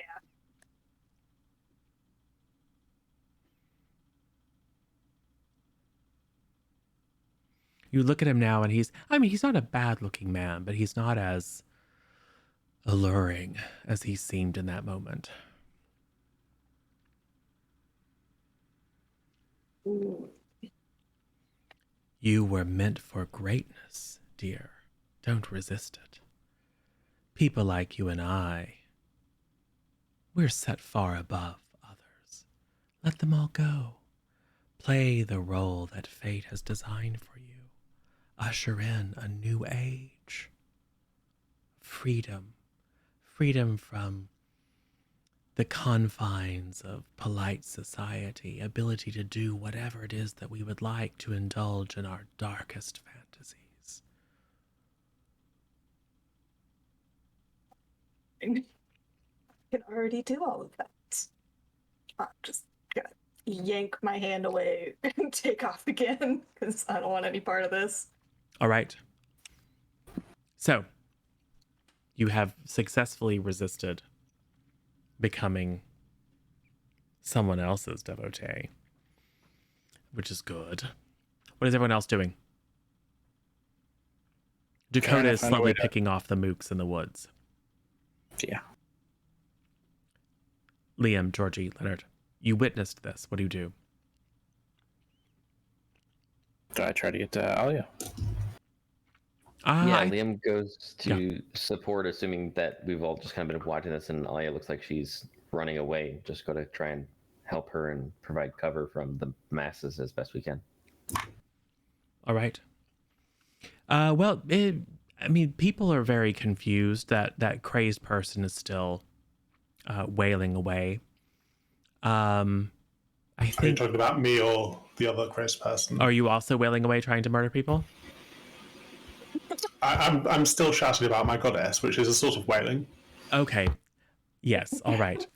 So you're still shouting devotion to your goddess as you do you approach Alia? Yes, I prostrate myself Oh in the my. middle of the room. Oh, Jesus. Interesting. So you're actively worshiping her. Great. More things to deal with. A spark of light appears between the two metal pillars. This catches the gentleman's eyes.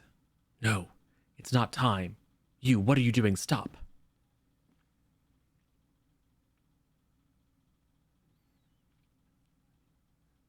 I don't listen to nobody's.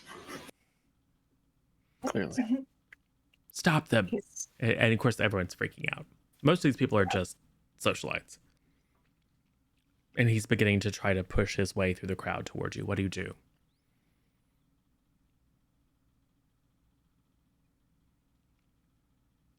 I think we need to inspire more worshippers. How would you like to do that? Oh. I will. Is there like a point besides where like the pillars are that is a bit like elevated? Yeah, there's like a table or something you can stand on. All right. I'll stand up on that strip.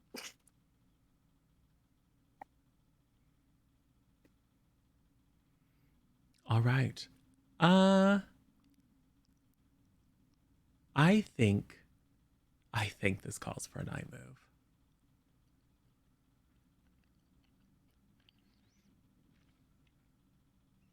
You probably want to roll high. Oh, good. Double sixes. Oh, awesome. And I think that's with presence, right? Don't you think? Yeah, so that's like a 14.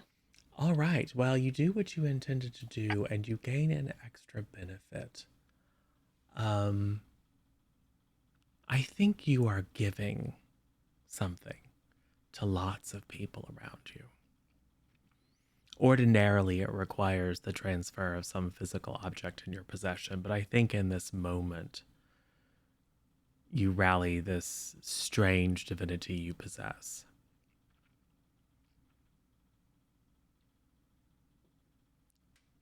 So, what do you think happens?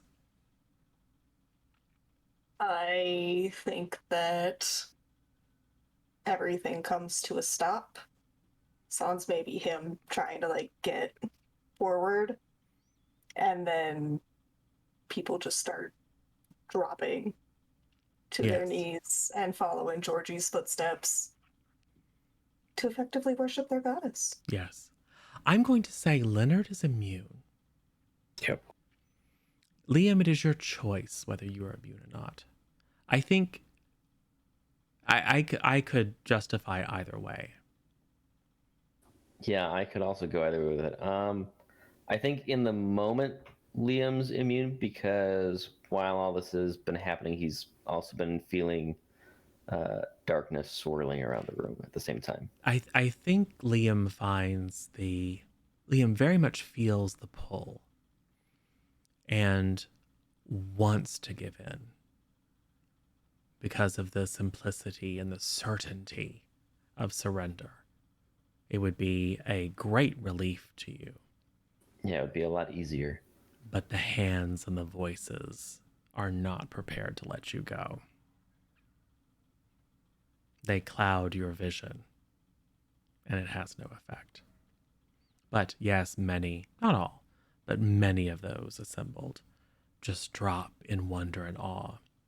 And that glowing light grows and grows. And it's positioned such that the camera sees this halo of light glowing behind Alia. And of course, because it's PG-13, because of the high contrast, we don't see anything other Yeah, than you just like can't see it. suggestions. Yeah. It's like curvaceous and stuff, but nothing that would get us an R rating. You got nothing. It just glows and glows, and we hear the voice of that individual. No, no. As he attempts to force his way, but others, just at one with your will, are holding him back. And then there's a presence. You all feel it. The wonderful heavenly glow coming through this portal. It doesn't so much get brighter as it gets sharper. And with it it's like the feeling of being watched. Only it's not like on the back of your neck. It's like someone is looking deep into your soul and is not super happy with what they find there. There's a great sense of menace and danger. Georgie knows what happens next. What do you do?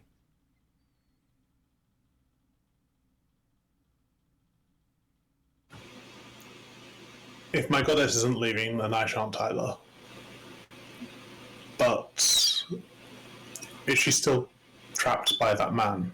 No, Has he still got a wrist? She has stood up on top of this plinth and has showed herself to the world. In that case, obliteration awaits.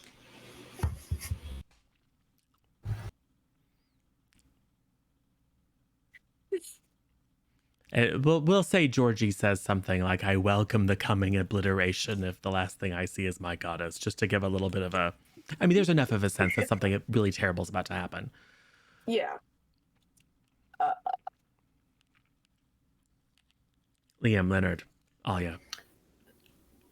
Liam takes the shard of glass he's been holding, and he takes it and draws it down his forearm as he reaches out to all the hands and darkness in the room, doing some self-harm for the ritual. Ooh. All right, we'll make that roll.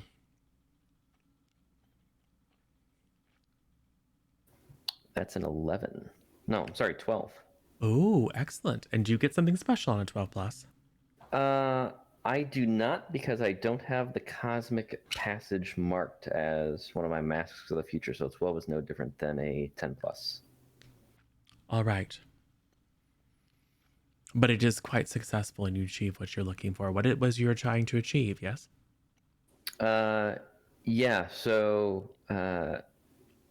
he's going to try and basically get all of the spirits to close the door, or otherwise banish this entity that has kind of come through the light.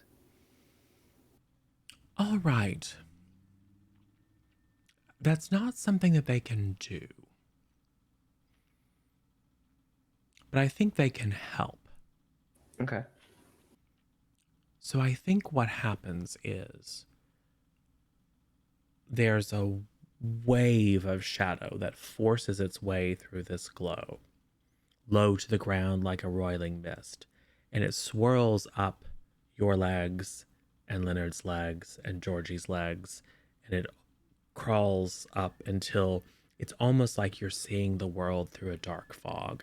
That presence, that sense of intelligence is obscured somehow. Now, this is not a pleasant experience for Leonard or Georgie, because as horrifying as that alien intelligence was, the nearness of these shadows is likewise unpleasant.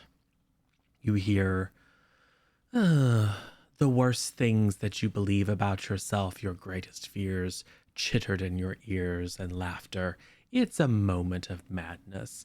And Georgie, for just a moment, you're cut off from that sense of debasement to your goddess. The only thing in the world is shadow that seems to know every dark thing about you. Alia, what do you do?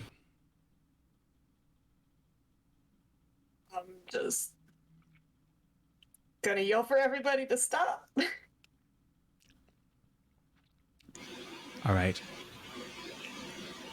For cinematic sake, I think Alia turns to face this whatever and holds out a hand, and you're full of yourself. You're full of worship. And so you tell everyone to stop, and that includes this creature. You exert yourself, your will, your undeniability toward it. It is, however,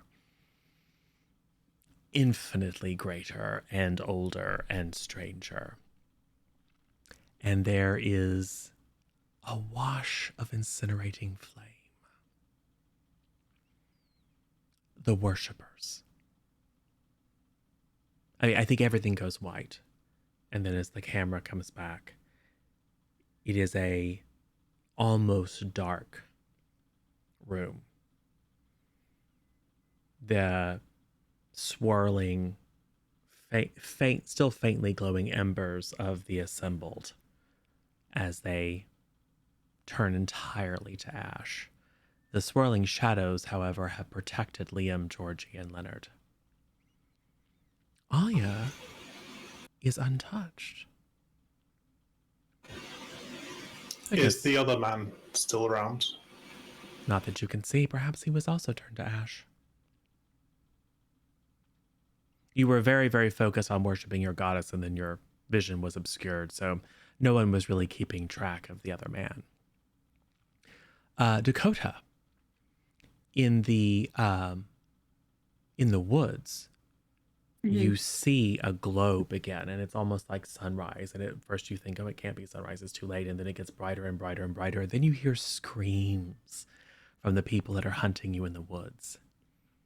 You see someone walk out from behind a tree as he was sneaking up towards you, grasping his head. He begins to mutter something, and then it just turns into a guttural cry as lines of light appear on his flesh, and he spontaneously combusts in front of you. You see other pinpoints of light. With your heightened senses, you can hear from the city, not that far away, 20, 50, 100 echoing cries.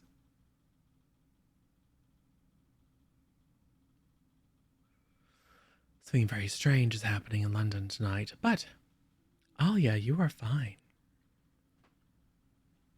Well, thank goodness for that. What happens? I get dressed. Liam Just like falls to his knees, with bleeding profusely from one arm. I shall try and treat Liam's wounds. More room. I'm wearing a cover band or something which I can use to wrap it. yeah, easy enough. Dakota, what are you doing? Cautiously approaching, hoping my friends didn't explode. Yeah, I think you come kind of cautiously, and then you see figures standing kind of in the center of this room, and then run up, skidding in the ash that coats everything, to see your friends. Everyone looking a little bit worse for wear, except for Alia. Alia just has a little tiny ruby pinprick on the side of her head and a tiny little drip of blood. Otherwise looks unharmed. I mean, her hair's a mess. And she's only wearing one shoe. Other than that. I give her her other shoe. Yeah, because of course you brought it with you.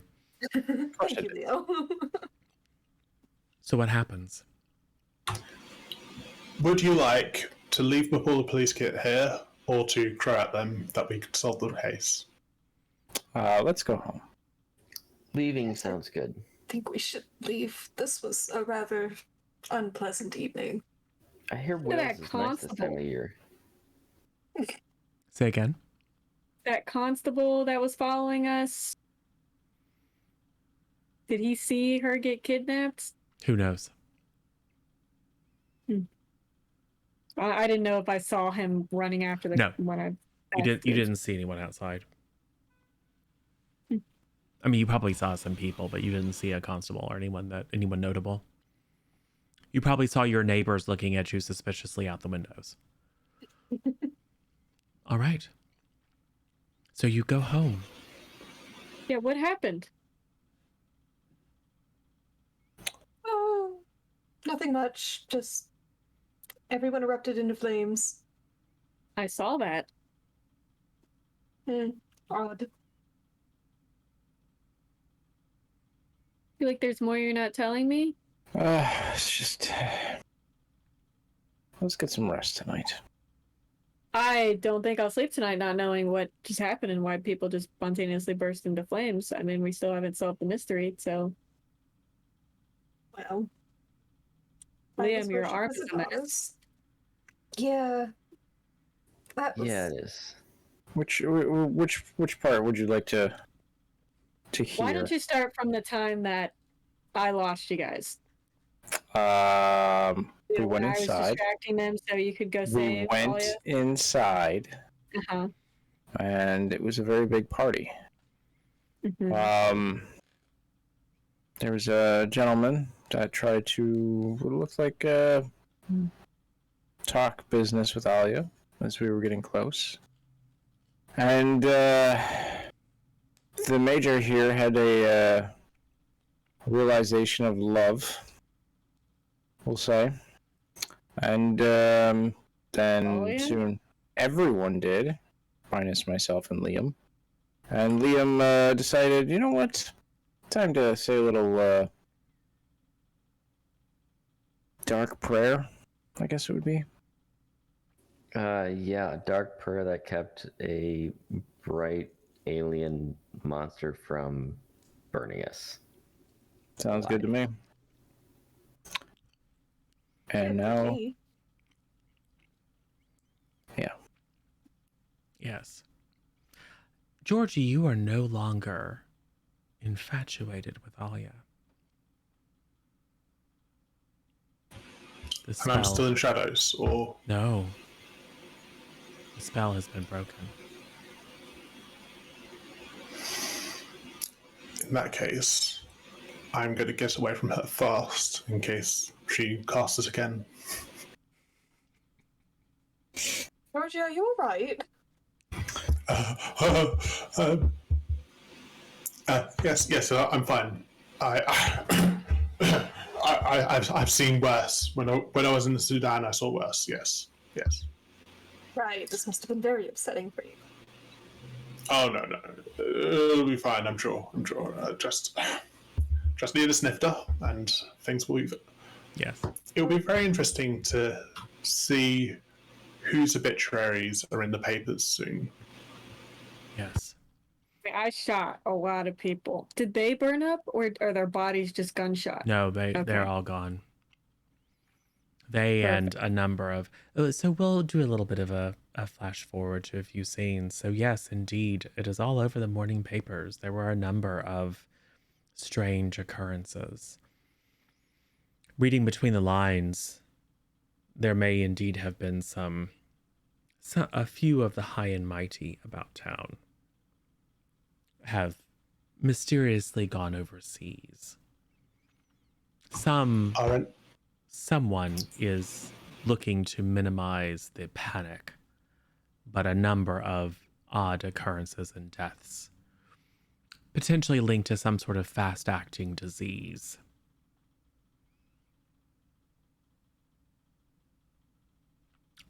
You're on mute. Are any of them in my social circle? No, you do recognize a name. But I don't know if it's anyone that you've really actually properly socialized with, but it is a friend of one of the people who sits at the seance occasionally, that you would have heard from your contact at the club. There's the name. But no one that you would call close.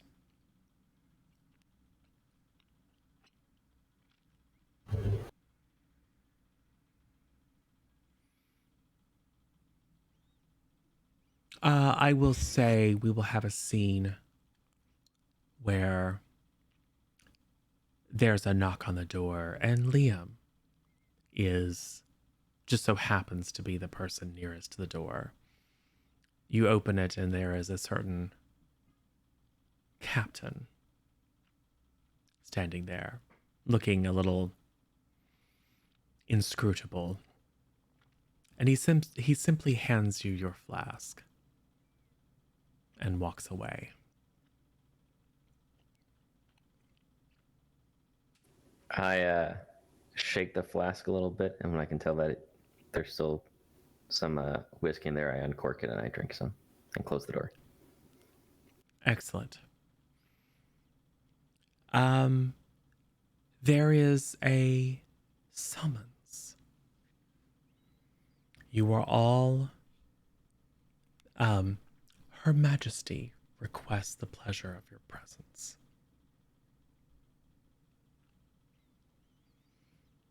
And you are all led to the palace. And of course, made to wait. You briefly meet Victoria herself, who is at this point 85, I think, years old. She's not long for this world, but she still has a very powerful presence. You can just see those gimlet eyes kind of look each of you up and down, not entirely approvingly. Even you, Alia. But one of her ministers, who is not named, thanks you for your service to the crown, and says that should the need arise, they may call upon you in future. In times past, individuals of certain unusual talents have found themselves in the service of the crown. And as good subjects and their associates, he kind of stumbles looking at Dakota. I'm sure you would not refuse Her Majesty. And there is a scene as Alia, after a few days of, getting over the events and piecing a few things together, meeting the queen, etc., decides to, I'm sure bringing Leonard with you, decides to go to the gallery because it's about time that you checked in with your worshippers. The gallery is empty.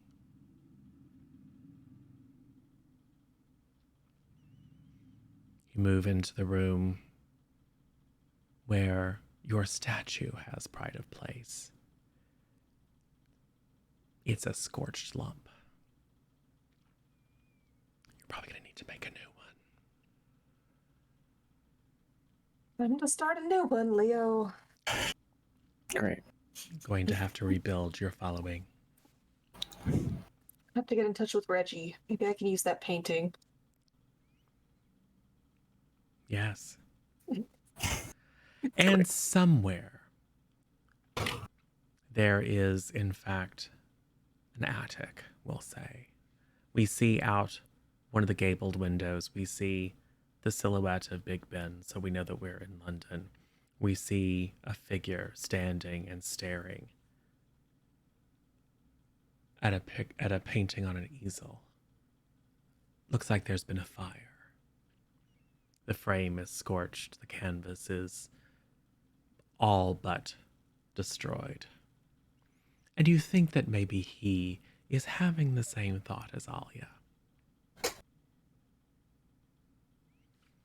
And I think we'll stop right there. Well done, no one died. Yay! I mean, Alia kind of So can't close. die, so that doesn't quite count. I just kind of sacrificed hundreds of other people to save my own skin, which... I mean, they were all Makes going to die sense. anyway. But the good news is, you did it before. You didn't sacrifice yourself as the focal point of the technomagic ritual that would have opened a gate into the realm of the old gods and let something horrible into this world. So that's good. On the whole, I would and call that a positive I didn't result. need any friends. Right, and you didn't become, it only took 17 major boons, but you didn't become a werewolf and eat everyone. Yeah.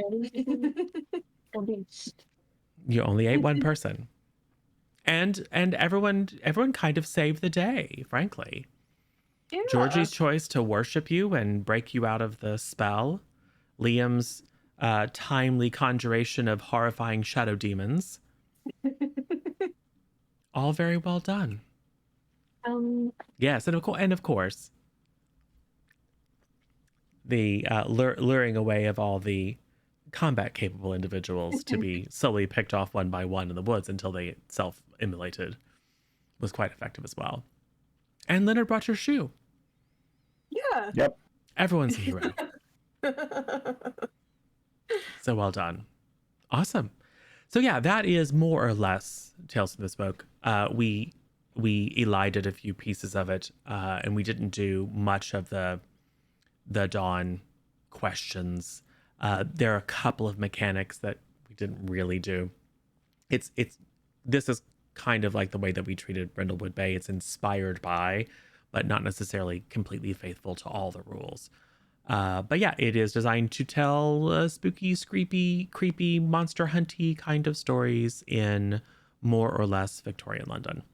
So that's what we did. And well done, everyone. Hey, why don't we do the thing where we let everyone know who we are and where we can be seen next? This time we'll start with SJ. I'm SJ or SJ_sidekick. I don't stream. Actually, though, I am helping out with a charity stream on Monday, Labor Day, for Ukraine. I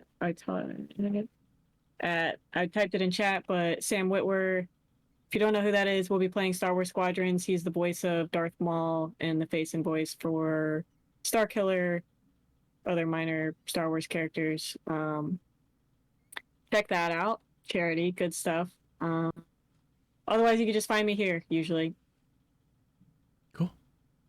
Awesome. And also Sam is fantastic. He loves D&D and TTRPGs as well. And he's a forever DM. Yep.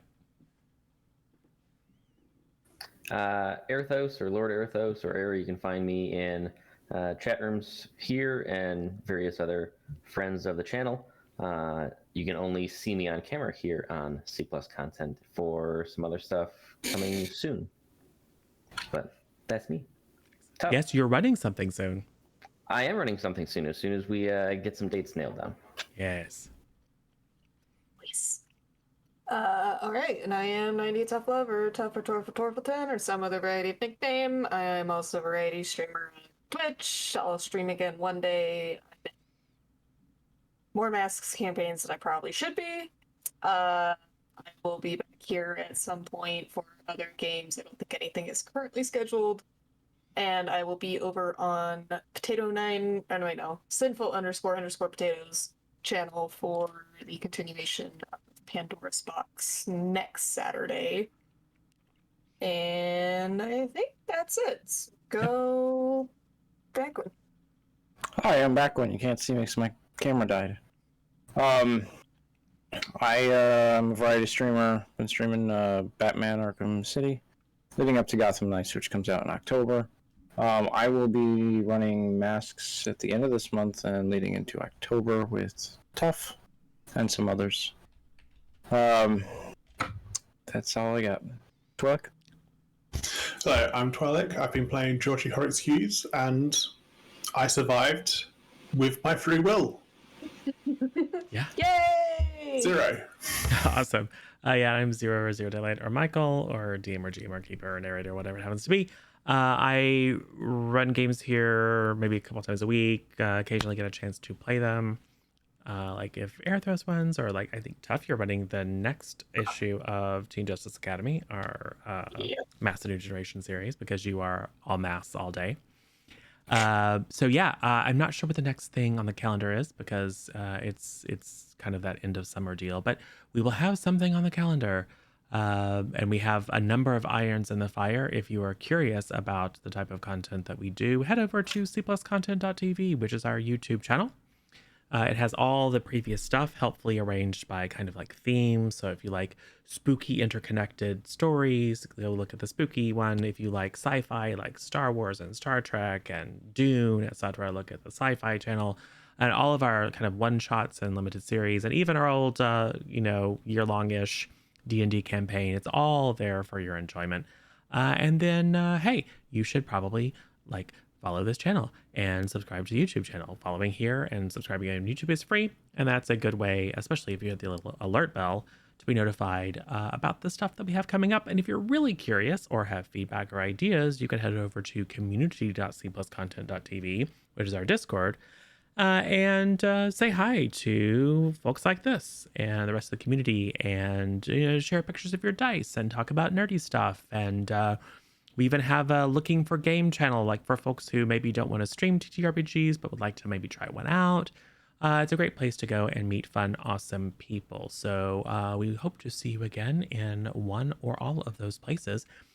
I just now realized that it's a thing that we do where we raid out to someone, and we were wonderfully recipients of a couple of raids, so we should pass on that love.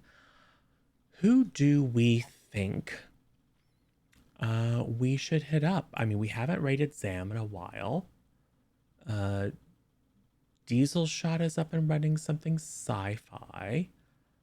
Slambo is playing Cults of the Lamb, which feels Oh yeah, appropriate. let's do that. Yeah. I'm gonna hit up the well, first let me cool. So if you are a subscriber, you can grab the raid call with the die and the hype unicorn and the ahoy whale. And if you are not a sub, which is totally fine, you can grab the shrug emoji thing and go ahead. We are going to head over to raid SAS Lambo. Make sure that is working. Yeah, it appears to be. Cool. We're going to go say hi to Lambo, who was a guest on our Sunday evening streams. Did very, very well. And is, in fact, a living lamb with a Rambo headband, if you don't know Lambo. So great fun, great enjoyment. And Call to the Lamb is perfect after this very, very culty episode of C Plus Content. So cool. Awesome. Well, thanks, players. And thanks those of you who joined us live and those who are watching later on the YouTube. And we will see you again soon. Bye, everybody. Bye.